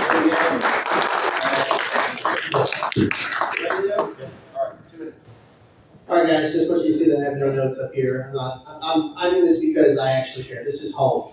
And I understand that, we are frustrated with a lot of issues here. But I think some of us are forgetting that this is a candidacy for governor of California, not the president of the United States. A lot of issues that are brought up here that everybody's, up in arms about, those are federal issues. As a governor, the best I can do is advocate openly for or against what we all are after. But we have to focus on the state first. If we're going to win, we have to get off of this this notion of we're constantly bringing up things like abortion, gay rights, immigration. That's a death note for any of us if we're going to actually have a chance. If you get into office, you can make change, but you only get there if you win. And I have a plan that is for everybody in California, to unite everybody under one banner, focusing on the concept of Team California. We can work with everybody. We all know that the problems in this state are so wide and so vast that they impact all of us. And so focusing on the key foundational issues that impact every single Californian to get them to vote and vote for me. That is how we are, well, yes, that's what has to happen. I've got the plans, folks. We've only been asked a myriad of questions, and I have so much more detail to provide all of you when it comes to actually turning the state around and making it productive, making it livable, making it affordable, making it a place where you can raise your kids, and you can get an education with things like school choice. And you don't have to worry about criminality all over the place. And you can start a business easily, and you can get a permit to rebuild your home. But better yet, you don't have to deal with the wildfires because we'll have that under control. These are things that impact everybody. And that is what it's about. It's about representing everybody, not one political party like we've been currently seeing. How the current leadership only works for the one party, the Democrats. We have a lot of problems. We know that the establishment Republicans are holding a lot of us back. We are all outsiders. We are not the mainstream electorate. Why? Because we give a shit. Time. Yeah.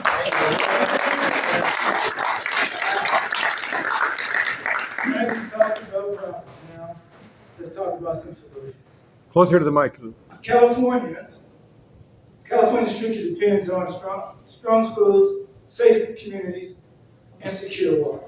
But beyond all policies, this election is about awakening the American abolitionist spirit. The spirit that broke chains, that stood for truth, that chose unity over division. It's time to put ethnic politics to an end. It has helped no one, including the people it was designed to help. The sanctuary laws hurt that community.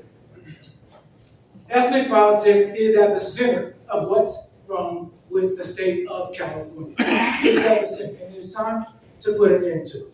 We need to elect leadership, strong leadership, that doesn't react, that has convictions, leadership that depends on family. Most important, restores parental rights. How many 12-year-olds you know can make medical decisions about their life? That is ridiculous. How in God's name do we allow that to happen in this state? I believe I'm the only candidate in this race that can bring together Democrats, Republicans, and those individuals that decline to stay.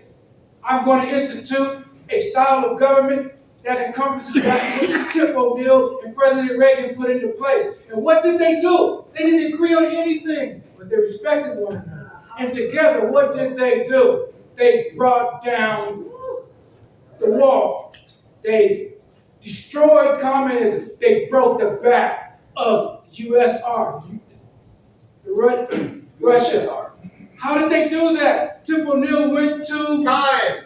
Sorry,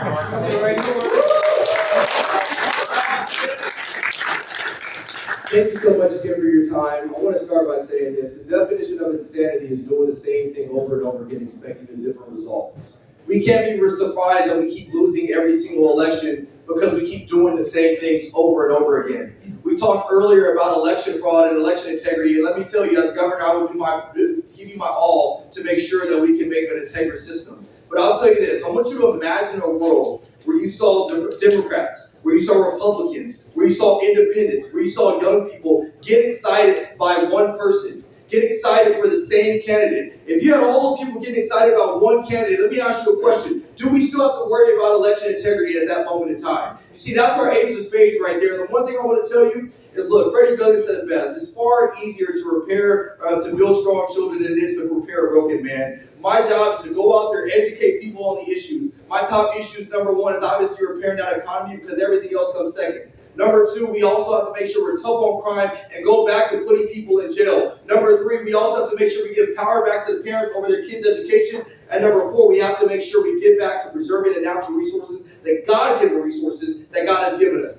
At the end of the day, I'm gonna leave you with this before I wrap it up. There's only one way to victory, and I'm a realist. And I've been on a team my whole life. I played Division I college football. We at some point in time have to make sure we consolidate and get behind. We believe who the best person it is to lead this California state together in the right direction. This is our once in a life opportunity. If we don't capitalize on it now, we will miss this opportunity. So we need to join together, band together as one team, and take our state back. Thank you so much for coming.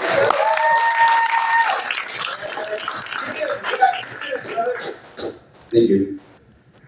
Again, there's a lot of talent on the stage, as you can, a lot of passion too. You can hear everybody, and they're all specialists in something.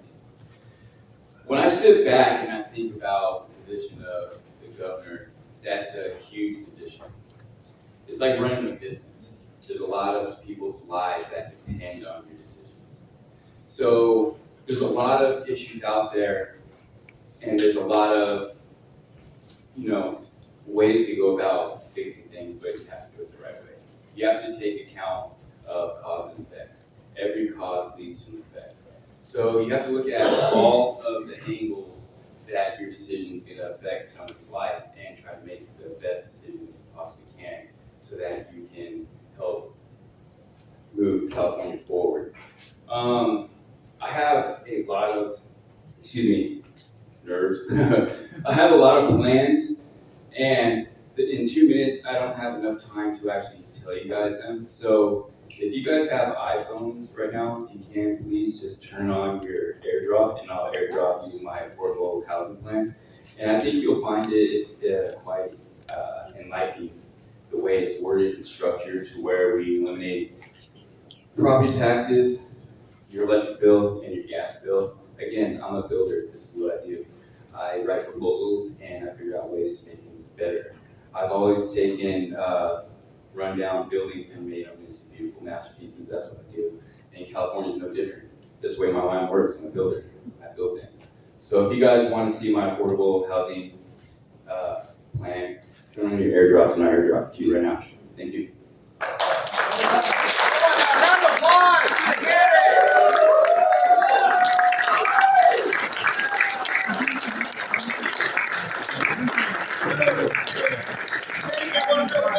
So the next part of our meeting, for the next 45 minutes or an hour, we have room until 9:30.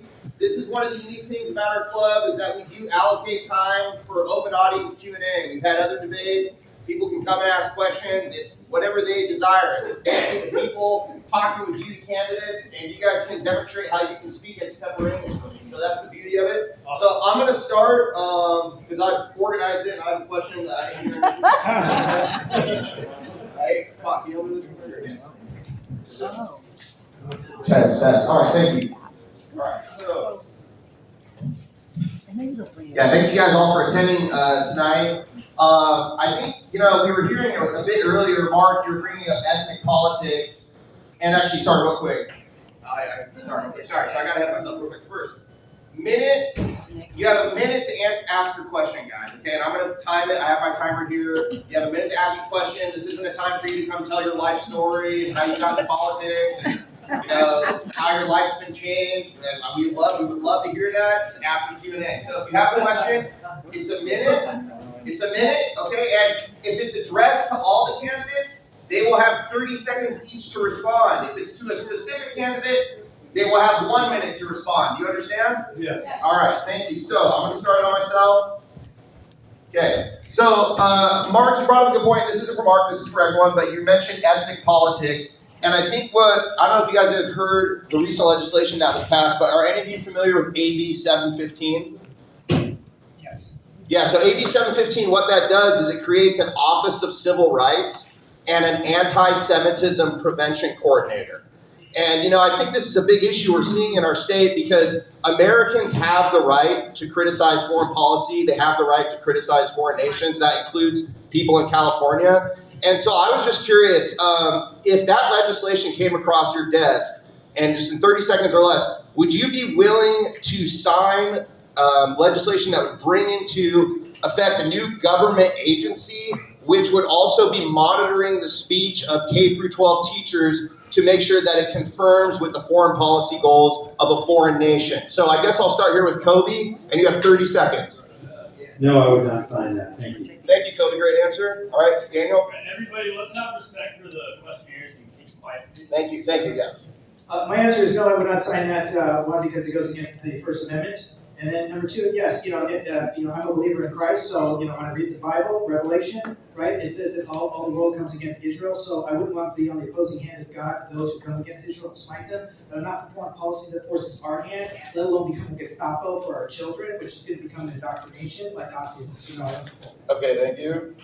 Yeah, free speech isn't meant to protect comfortable speech. I'm sorry that if the speech is making you uncomfortable, you might be a little bit of a snowflake, you might be able to look in the mirror a little bit and, think about your feelings or whatnot, but at the end of the day, free speech doesn't protect comfortable speech. I'm not going to sign anything that's going to limit free speech, that's going to protect any one group over another group. It is okay for people to criticize one another in this country, and it is absolutely 100% okay to criticize foreign governments. Thank you.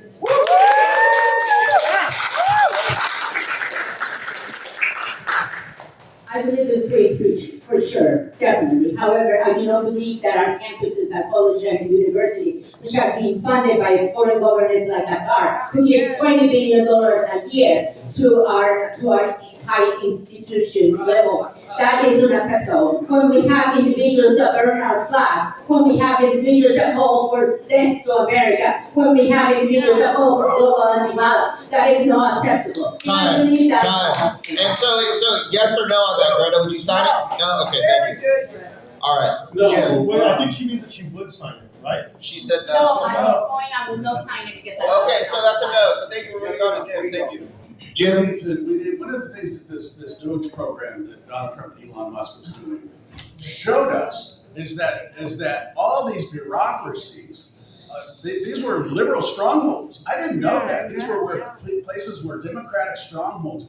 Listen, let's defund a lot of these guys, and then our schools will be a lot better. These conversations are coming from government monies that are supporting these professors, that are supporting these Time. Democrats. So, Jim, yes or no? Would you sign the legislation? No. Thank you. All right.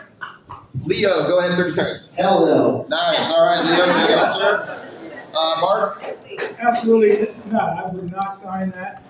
And we should not besmirch our teachers and our principals. The problem is that education is being run from Sacramento. We need to put our principals back in control of their schools, and we need to put our teachers back in control of our classrooms. Our principals and our teachers don't believe in that crap they're making them teach. We don't need new laws. What we need is enforcement of the laws that we already have on the books. Ethnic discrimination is against the law. Anti-Semitism is against the law. So, yes or no, Mark? I said no from the very beginning. Just making sure. Thank you.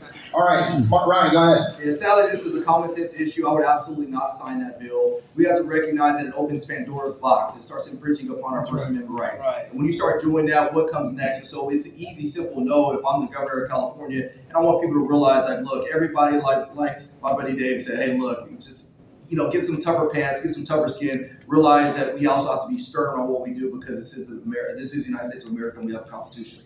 That's right. Thank you, Ryan. All right. And then Tim, go ahead. You're the last one. 30 seconds. No, I would not sign that.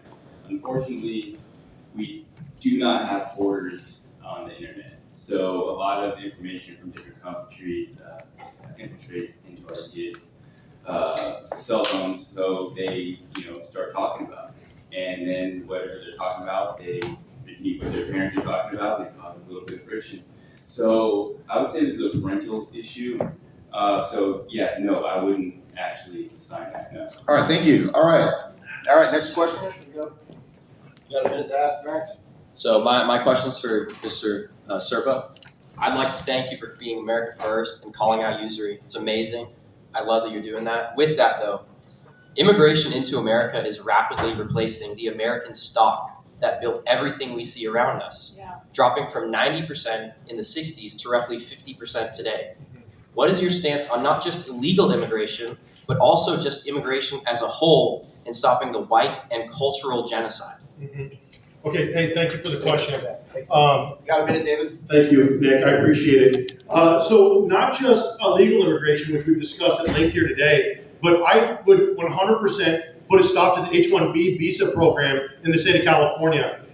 We have a huge technology sector in this state. And unfortunately, what's happened is we've started looking at technology and programmers like we have to import them all from India. Like we have to import talent. And even President Trump said recently in an interview that the talent is not here in America. I took a huge issue with that because my children are the youth. My children are the future. And so the thing is not just the H-1B visas, the worker visa programs, the Bracero program. There's not really an immigration program that I would be in favor of. I understand what Mr. Tillman said about fixing the immigration program so that there is a path. But at the end of the day, we have to start prioritizing our own children. We have to understand that every opportunity that we give to an immigrant, we're denying our children. Time. Thank you, David. All right.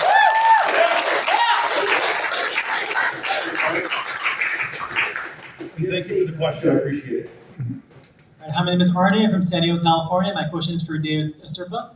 By the way, I love that you mentioned California first. I should definitely mention more local culture. My question for you, of course, what is your position on student loan forgiveness, especially regarding young people?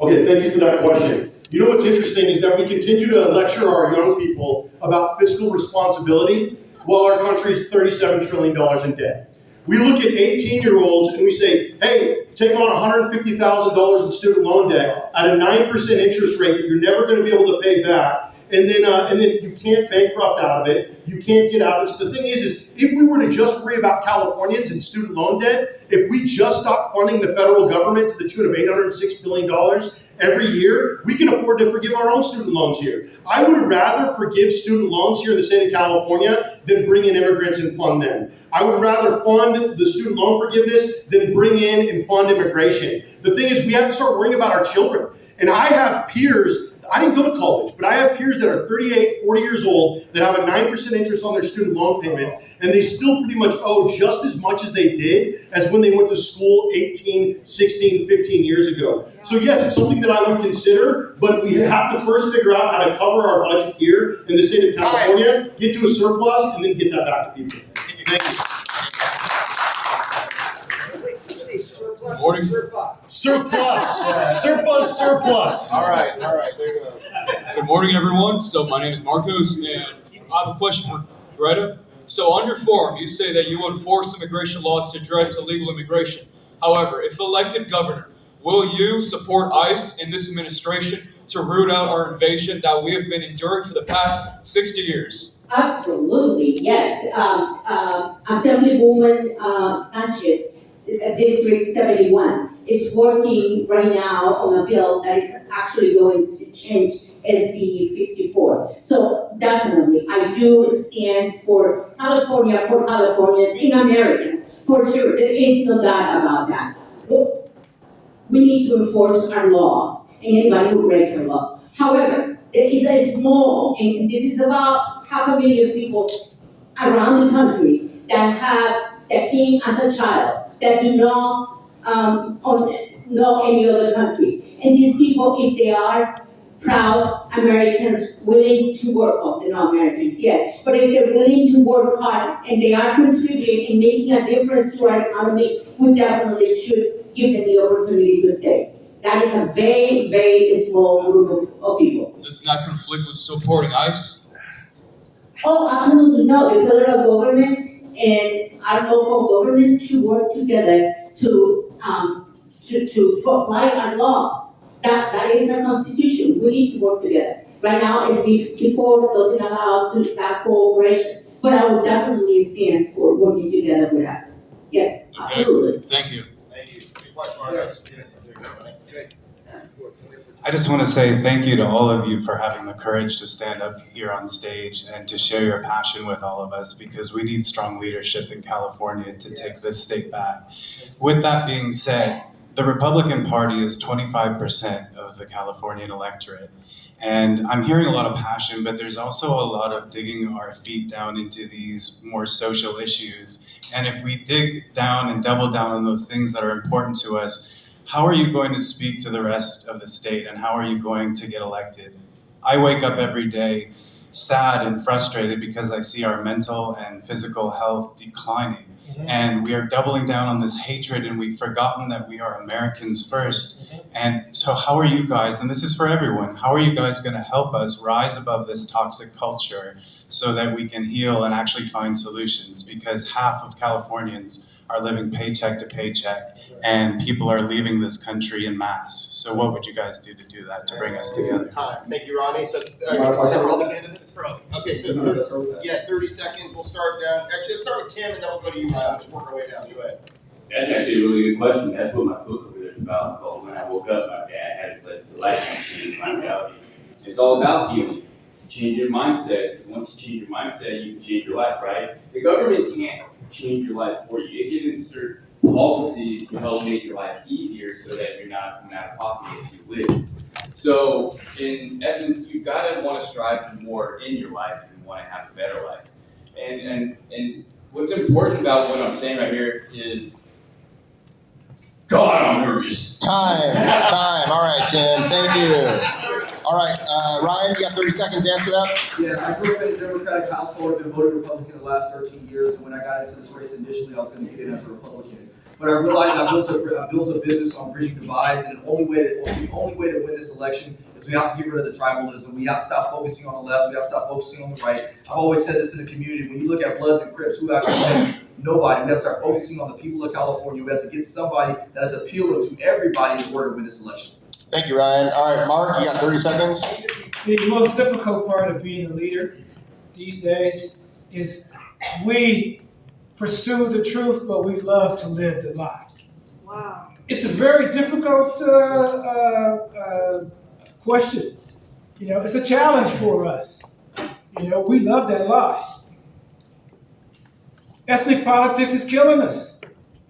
We have much more in common than we don't. The abolitionists have gone to sleep. Time. It's time to wake it up. Sorry, Mark. Time. All right, Leo, you got 30 seconds. So, as I mentioned earlier, guys, it's about focusing on the key foundational issues, on things that impact everybody, and bringing common sense, simple solutions that everybody in California can understand, that can achieve real, tangible results in a timely manner. And when I talk about things like having a safety net for people through that homeless to home program, giving people that ability to know that we are not letting them down. We're not going to let people fall through the cracks anymore. Giving them that support, the belief that they can have a chance. Because it's not more than a belief, it's knowing that they can have their independence, that they can always have something to back them up. Time. Thank you, Leo. Jim, 30 seconds on that. Yeah, I don't think we should compromise. I don't think the Republican Party should compromise. I think there's a revival afoot, and I think we should ride that wave. I think we should ride that wave all the way to Sacramento. I think we should be faith forward, and you know, I don't think we should, because that compromise is a recipe to lose this election. Right. We got to stand where we got to fight. We got the impetus. Time. Let's stand. Thank you, Jim. Greta, you got 30 seconds. It is not about compromise. It's not about lying. It's not about saying that you stand for something that you don't. It is about being real. And it is about not being an extremist on the right or extremist on the left. It's not about imposing their beliefs on somebody else. It is about the government doing what the government is supposed to do and allow for the freedom and the liberty of all that you have as a human being. God-given free will. We should not impose that. Time. Thank you, Greta. David? Yeah, hey, look, the largest growing voting group in America right now, in California, is no party preference. Republicans registered 50,000 new voters, while Democrats registered 3,000. But during that time, 80,000 new no party preference voters registered. And yet every time that I hear a Republican speak, they just want to preach their brand of authoritarianism. I'm pro-freedom. Smoke what you want to smoke, marry what you want to marry, say what you want to say, and our gun rights shouldn't be infringed. And that's where I stand. All right, thank you, David. All right, Daniel, 30 seconds. Yeah, so you asked the question, what can we do to kind of unify, and that is first and foremost education. And this is what I've been doing for the last 6 years. You keep asking for new leaders, but last time I checked into the Constitution, they're not your leaders, they're your servants. Stop asking for new leaders and start asking for new servants. And we need to start figuring out, as I figured out in my book, Lucifer Zenith, on how we can hold these people accountable so that we can get the indictment, so that we can get the prosecution, and these people stop doing what they're doing. Because without that, you're not going to have that power back. So it all starts back with education, and enough with the Republican Party and Democrat Party. Start looking at the nature Time. of the campaign. Thank you, Daniel. All right, Kobe, you got 30 seconds. Thank you for your question, sir. I really appreciate it. We need to teach our kids empathy. Help them to understand that there are people that are around them that are going through problems that they are not dealing with. Some people have alcoholic parents. Some people don't know who their parents are. We need to teach kindness to one another, because when we fail to do that, we are destroying ourselves. Thank you. All right, thank you. All right, Sorry, this guy's question was super, super important because the economy is being manipulated right now. Tim, I appreciate it. Okay. No, we can bring it up at the end. We're trying to get through the Q&A. I apologize. I'm not trying to cut you off. Sorry about that. All right, so sir, you have a question. You have a minute to ask. Okay. A few seconds. No, there you go. This goes to all candidates. What are you guys going to do for our vets that have come back and are being treated like second-class citizens? Thank you, sir. Okay, so let's do how we're going to treat the veterans. Let's just start here. Kobe, we'll start with you. 30 seconds and go. In the state of California, veterans still have to pay property tax on their homes. And I would like to stop that. People should not have to leave California after serving over 20 years in this state with their homes and their families here. And I would like to make it more financially affordable for them to be here. I also want to make sure that the vets have housing. We should not have any homeless vets. Thank you. Thank you, Kobe. Daniel, 30 seconds. Yeah, as a veteran, I also helped out our educational system here in Los Angeles to use a flowchart so that people actually knew how to handle veterans. Veterans should have their education free. Veterans should also make sure that there's a job ready for them, and so that they get proper acclimate, and also medical. Because a lot of times, also the veteran services when it comes to our health and mental wellness isn't always appropriated the right way. And so they need to be able to expand here in the state of California by opening up empty wards for veterans for such causes as that. Veterans have given their life and asked nothing in return. I think we can do that. They make up 0.1% Time. of the population. Thank you, Daniel. David. We're great at sending veterans off to war. We're not great at bringing them home. And veterans are really the canary in the coal mine for a country that is very perpetually sick. I checked myself into the VA mental health facility in February of 2018, not knowing what was wrong with me. I walked out with a bag full of medication and a list full of things that were wrong with me. We need to protect everyone's mental health a little bit better. But we're shutting down things like the Sonoma Developmental Institute, which was a functioning mental health facility that they shut down in Sonoma on over 900 acres, fully paid off, and we sold Time. into the housing. Thank you, David. Greta, 30 seconds. Veterans are part of our homeless population. And one of the things that we need to do is making sure that our medical system takes care of that and provide temporary housing until they graduate from the program. We do have to make sure that when those people come back to our country, we do provide for them medically as well as housing. Thank you. Time, all right. And let's go to Jim. Yeah, we need to, it's simple. We need to fund every program that's necessary to take care of our veterans. Where do we find the money? Cal Doge, wasted fraud, funds everything that we want to do in this country, in this state.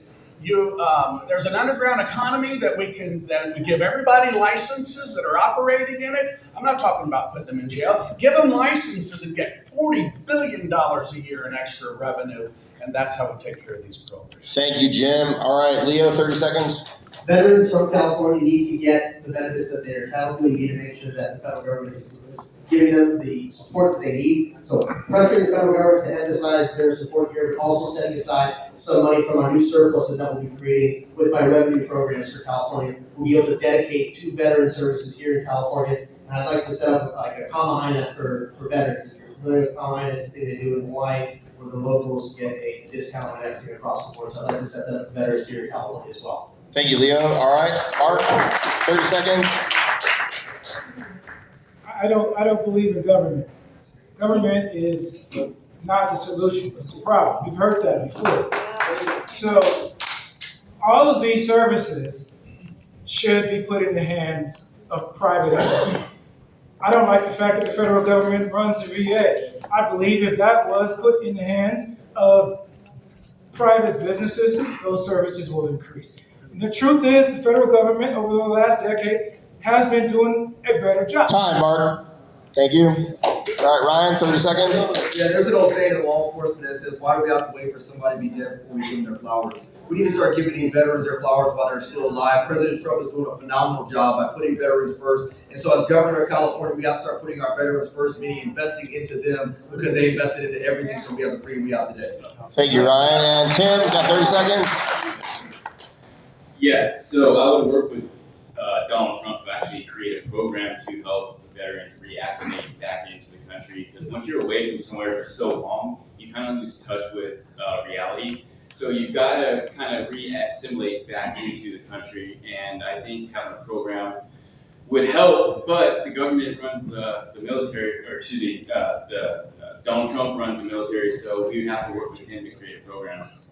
All right, thank you, Tim. All right, so we have our next question now. You got a minute to ask.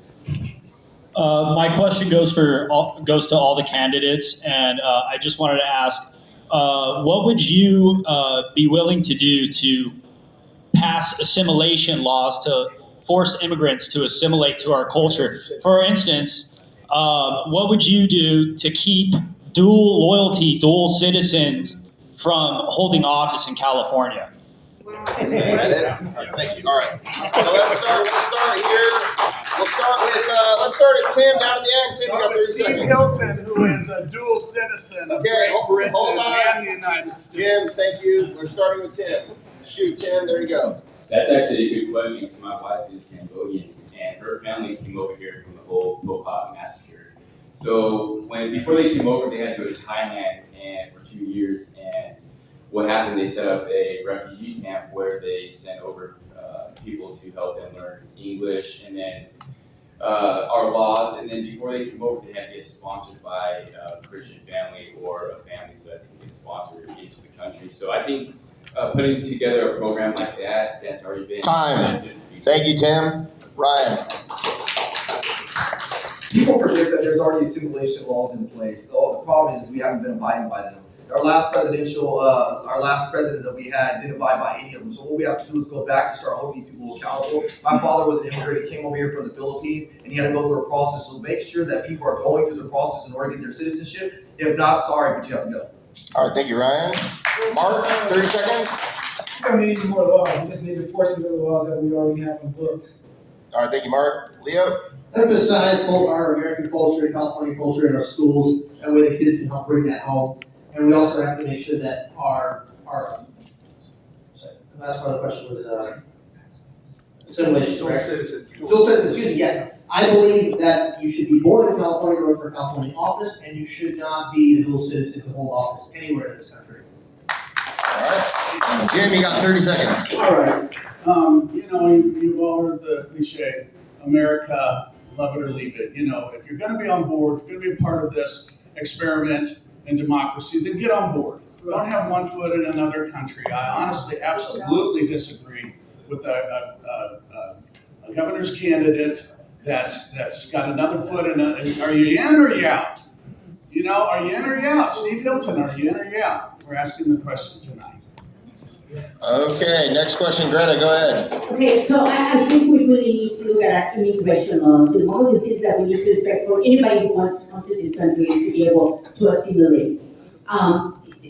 It's not only about coming here and contributing and making a difference to this country. It's also about swearing for loyalty to this country. And also, it's about holding those people who come to this country, never assimilate, and want to change our constitution and our government. We need to stop that. Time. Thank you, Greta. David, 30 seconds. Hey, the beautiful thing about a republic is that you have individual states that are individual experiments, operating individually, and then we figure out what happens on the state level, what works, and then we implement it on a federal level. In California, we have term limits for our Senate and for our Congress. We should also implement that you should not allow to have dual citizenship if you're going to run for Congress, Senate, Assembly, state office, executive office, et cetera, and so forth. Implement it here on a state level so that it has an opportunity to catch on a federal level. Thank you, David.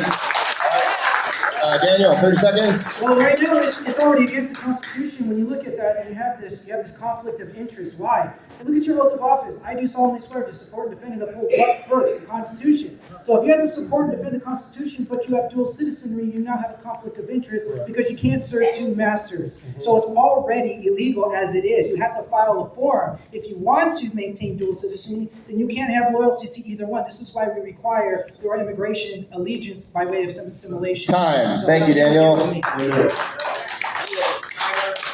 I do not support dual citizenship for office holders. I'm 100% against it. It's a major conflict of interest. I think the assimilation question is coming from radical Islam. And if there is a group of people who are hiding underneath a religion, but they're actually a political organization, we need to treat them like a political organization. I don't mind a little Italy. It's fine. Whatever. It hasn't been, the assimilation question has not been a major thing until radical Islam. Thank you. Thank you, Kobe. Okay. All right, so you have a minute, Louise, okay? Thank you. Hi, I'm Louise, California Precinct Activators. One thing that's really concerning to me and has not been brought up tonight is the Islamicization of America. As governor, and I'd like to ask this question, direct this question to each and every one of you. This is about the survival of our republic. Okay, so we are a constitutional republic. The United States of America is a constitutional republic. California has an excellent constitution. It pretty much mirrors the US Constitution. And I would like to know, as governor, what each and every one of you would do to prevent what has been happening in New York City, Dearborn, Michigan, Paterson, New Jersey, Hamtramck, Michigan, and here in Irvine, California. Thank you. All right, thank you, Louise. All right, so we'll start, we'll start down here, Kobe, and then we'll move down. All right, so Kobe, you got 30 seconds. This is our land. This is our property. You want to come to our house, you play by our rules. Period. End of story. If an organization is operating within our nation, within our state, this is in conflict with U.S. national security, my goal is to tie them to U.S. national security and show the conflict of interest there. State security is national security, and national security is state security. They got to play by our rules. Thank you. Thank you. Okay. Daniel, 30 seconds. Yeah, if you're operating and you are a Muslim and you are trying to incorporate Sharia law, you've already violated our Constitution and therefore you're going to be shut down, especially here in the state of California. They are antithetical. They cannot cooperate with each other. It is against our nation. It is against our laws that we already have implemented, including the state constitution and many other codes. So under my administration, you will be shut down permanently and then you're going to be heavily investigated. And we find out that you are antithetical to this nation, we're going to do what we can to work with the federal government to get you physically removed out of this state and out of our nation. Thank you. All right. Let's go, David. 30 seconds. Yeah, no, so I have a problem anytime that I see a foreign flag on anyone's lapel. Quite honestly, Louise, you're the only person with a foreign flag on in this entire room, and you're worried about Islam. And so the thing is I would think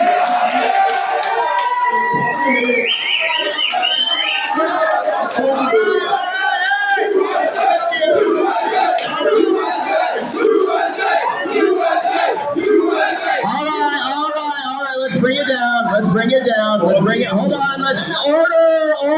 Order, just for a moment. Hold on. All right, Louise, we have the question. He was addressing you. Okay, hold on, time out. Okay, hold on. Hey, this is my event. I paid for it. Please be quiet. Thank you. Louise, thank you. David addressed it. We're going to move on. David, thank you. I actually didn't get my 30 seconds. I got about 12. Okay, all right. Well, can I get 18 more seconds? You get 18 more seconds. There you go. Okay, I got you. All right, I'll put my 18 seconds. Whether you have a Ukrainian flag, an Israeli flag, a Mexican flag, or anything like that on your lapel, I've got a problem with it. I only want to see American flags in my days and on people's lapels. And quite honestly, the Abrahamic faiths all stand against usury. Time. We had the Abraham Accords. We got a lot going on, but we don't need to placate to any one nation. Thank you. Thank you. All right, guys. So now let's just thank you. Let's just okay, Louise. Stop. Louise. Okay,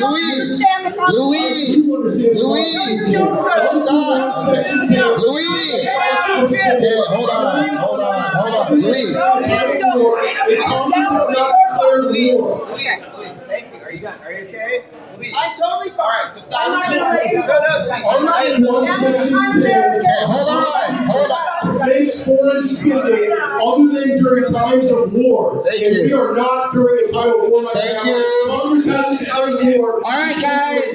Thank you, David. Thank you, Louise. Let's just take a moment, okay? That's free speech. It's the exchange. We're not trying to shut anyone down. So I think both sides got their points out. Let's keep it to 30 seconds for the rest of the responses. Thank you. That's okay. You can thumbs down. Go ahead, Greta. I do believe that America is for Americans, and I disagree with anyone who dares to burn our flag. And I do not agree with anybody who brings somebody else's flag into this country. This is America for Americans, and if you don't like it, the doors are well open. Nobody brings anybody to this country by force. This is the American dream. You don't like it, doors are open. All right. Thank you very much. All right, Jim. Nobody in this room is more patriotic than me. I have often said I'm the most patriotic man in America. But what's happened right now, she's got an Israel shirt on. Yeah. And if there's a line being drawn in that sand, the Church of the Lord Jesus Christ stands with Israel. Heresy. Okay? Thank you. And Genesis is strong. Amen. America stands with Israel. All right. We are getting. Hold on, guys. Hey. Thank you. We are all Republicans in this room. We are trying to have a debate to see who's going to lead our party. Let's keep it on the page. I like the passion. We can address each other. You can state your position. Let's just keep it to the 30 seconds. Thank you. Go, Leo. So I believe the question was about Islam and socialism. We got off topic on that. Yeah. Thank you. So let's focus on that. Socialism obviously doesn't work, and New York is going to get a crash course in why that doesn't work. And I hope it's a great learning period for the rest of the country. But look, people have the right to practice their faiths here in this country. They have houses of worship that are there for them. If they want to do it out in public, they can pull the permits and set that up that way. But it's not going to be Muslim calls to prayer over loudspeakers like in here. Time. Thank you, Leo. All right. Mark, you got 30 seconds. I'm a capitalist. Capitalism is not a dirty word. Period. But we need to be concerned about the number of military-age young men that have come across the border that hate our guts. And when they rise up, they're not going to care that I'm black, you're white, you're Latino, you're Jewish. They hate us all. What are we going to do in that first 72 hours? Because that's what we should be focused on. Not for 72 hours, the federal government, I'm certain, will handle it. But what are we going to do in that first 72 hours? That's on us. All right. Thank you, Mark. Time. Okay. All right. Ryan, 30 seconds. Yeah, I'll make this quick. As Leo said, everybody has their right to serve whoever they want to serve. Obviously, I'm a believer in Jesus Christ, and that comes first. But also recognize that there's conflicts of interest, and we have to recognize that with Islam, there is a national security threat that comes with it. So as a law enforcement, the police officer side of me, we have to make sure we do whatever we can and not compromise our government, but also make sure our states stay secure. Okay. Thank you. And let's end it. Tim, you got 30 seconds. Yeah, that kind of, it is a concern, right? When you see young men burning flags, saying death to America, it is concerning, especially when they're supporting a specific state. And in this country, we do have a constitution with our First Amendment right, which is freedom of religion. So in order to combat that, we would have to, change the constitution, which would be amended so that there isn't other religions coming in. And then that would cause a lot more turmoil. Time. Thank you. Okay. Louise, thank you. Let's move on to the next person. Thank you. All right. Great. Jerry, come on up. You got a minute. When in 1986, when Reagan passed his amnesty, he was assured by the Democrats that that would be the last time we had to deal with this problem. How's that worked out for all of you? The problem now is 10 times worse than it was in 1986. For those of you who say that those people that snuck across our border and lived quietly, didn't commit any crime, what if you want to give those people amnesty for being good citizens? What does that say to the rest of the world? Because most of the rest of the world is living in poverty. And those are the people that Democrats have to have. And that's why they have the numbers today that they didn't have back in Reagan. So I want to see a show of hands. Who will send those people that came here illegally, never committed a crime, worked, and hope to God are not on entitlements, send them back. It's going to take 25 million people out of here. Okay, hold on. I want to see us. Let's just Send the bad guys back. We were betrayed. No, I didn't Hey! Show of hands! That's it, show of hands! We'll send them back. Thank you, okay. 1, 2, 3, 4. You qualify for my vote. Thank you. Yeah, thank you, okay. Guys, just real quick here, hey, the candidates, you have to wait for your time, so no interjecting, please. Let's move down the line. We have to get through the questions. Thank you. All right, Agnes, you have a minute. Hi, my name is Agnes, and I'm an angel mom. And what that means is my only son, my firstborn, was murdered by a previously deported criminal illegal alien. I am a legal immigrant. It took my family 13 years to legally immigrate to this country. And frankly, I find it very offensive to some of you that say that you're thinking about amnesty. No amnesty at all. You come into this country, crossing the border, climbing the wall, under the wall, overstaying your visa, you violated federal laws. You need to be deported. And all I say is deport all of them. How many of you are with me? Show of hands, deporting every single illegal alien. No amnesty, that's a question. No amnesty. Thank you. Okay, thank you, Agnes. Yeah. Okay, Cece, you got a minute? So guys, Cece, she just has a bit of an accent, so we're gonna bear with her, thank you. You don't understand? He can help Yeah, me okay. Close to the mic, closer to the mic. Hi, everybody. So in November, I go to many clubs, right? Federated Women's, everybody's saying, we're gonna go with the big name, Bianco or Hilton, no more. So why we have best people here? I hear speak Bianco, I don't like him. I don't. And Hilton, it's always the same speech. I prefer both for you, or you, or you. What we can do to change people's mind. Why they want to go with big names? Why they don't want to give opportunity to somebody new? We have so many rhinos. We have so many bad people in our team. Great question, good question. And Hispanic people, it's important. I'm Mexican. I love this country. You guys have to go with Hispanic communities. Yeah. You want vote, you want win, you have to go with Hispanic people because we are family oriented. We have the same values. Okay, so what's your question, Cece? My question is, what you guys are gonna do to change the mind of the people that want just go with big names, like Hilton and Bianco? Great question. So yeah, so let's just start. We'll start with Kobe, and we'll just move it down, and then all right. And then guys, actually, I apologize for the people online, but we have 15 minutes left in the room, so this will be our last question. I'm sorry. All right, Elena, you can ask one question. Elena's going to be the one that ends it. I'm sorry, but we have the room. We have to go, guys. Okay, so thank you. I'll stick around afterwards. Thank you. Yeah, you guys can talk and mix and mingle. So let's start it down here. Kobe, 30 seconds on the question she just asked. Okay, are we all clear what that is? No, we're not. Bianco and Hilton are big names. Okay, so how are they going to set themselves apart? That's what they're asking. Okay, thank you. All right, 30 seconds, Kobe. She wants to know why different groups are only going with big names, with the anointed candidates, the CAGOP anoints. You guys, each one of you, has to make an individual decision as a voter to do what you think is best for California, and don't let the CAGOP manipulate you into voting for somebody that you don't think is a California first candidate. Thank you. Thank you, Kobe. All right, moving on. Daniel, 30 seconds. Here's the biggest thing too when it comes to the Republican Party. They failed in 70 plus years to flip the Senate. They failed in 55 plus years to flip the Assembly. And we've only had one Republican governor, and that was Ronald Reagan, and that was back in the 80s. So you yourself have a responsibility to engage in discourse with your local community to express who are the other candidates. We're doing what we can. I've already been to 242 cities. I've been to 58 counties. What are you doing to help spread other candidates' names and change the game plan?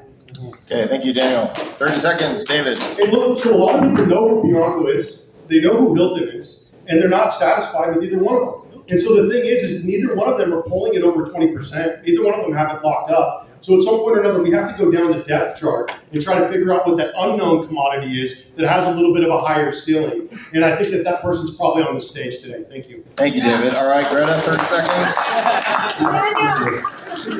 I think it's going to take a little bit of time. A lot of us, okay, let's start all over again.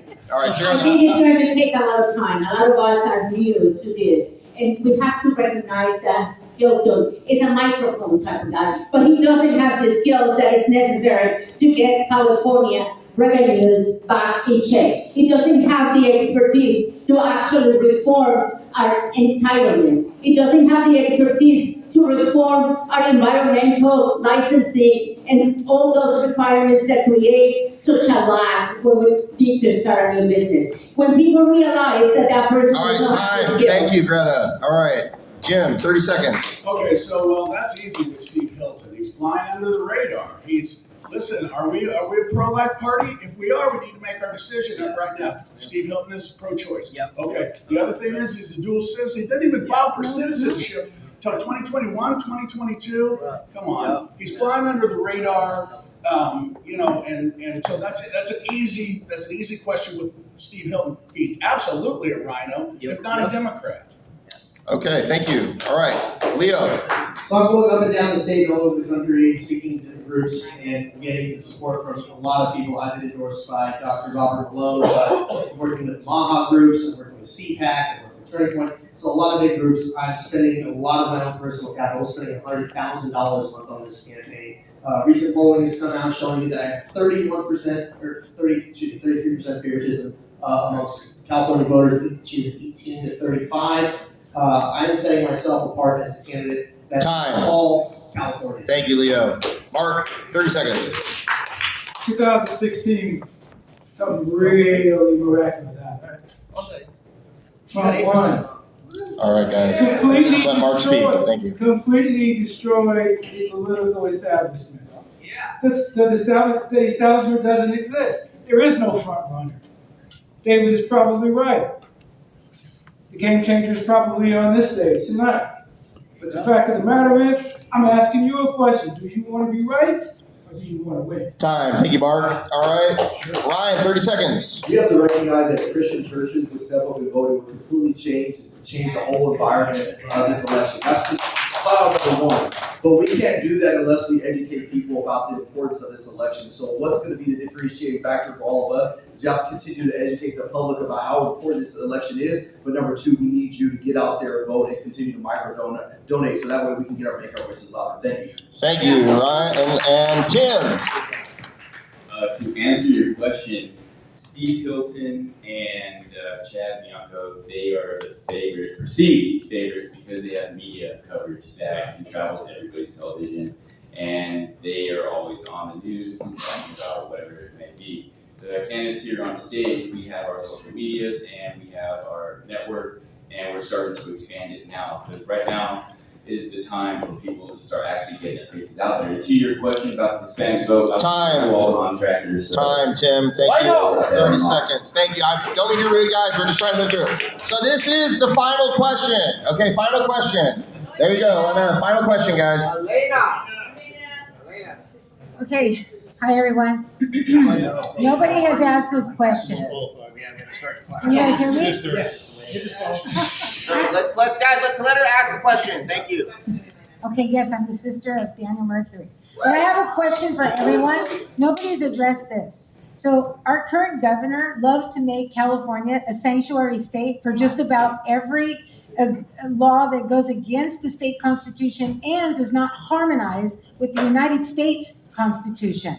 So Abortion. Nobody's brought this up. Go there. You're pro-life, you're a believer in Jesus Christ, or your God, whoever you serve. Are you going to continue keeping this state a sanctuary state?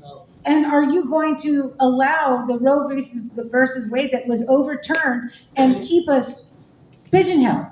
Do we have a choice, or can we be freed from the governor's choices and all the egregious bills that he's passed? What are we going to do? Okay, so is that for everyone?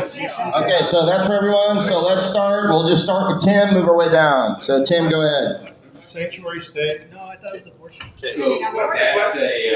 So what's the question? Get rid of the sanctuary state, but pertaining to abortion. Okay, so would you allow California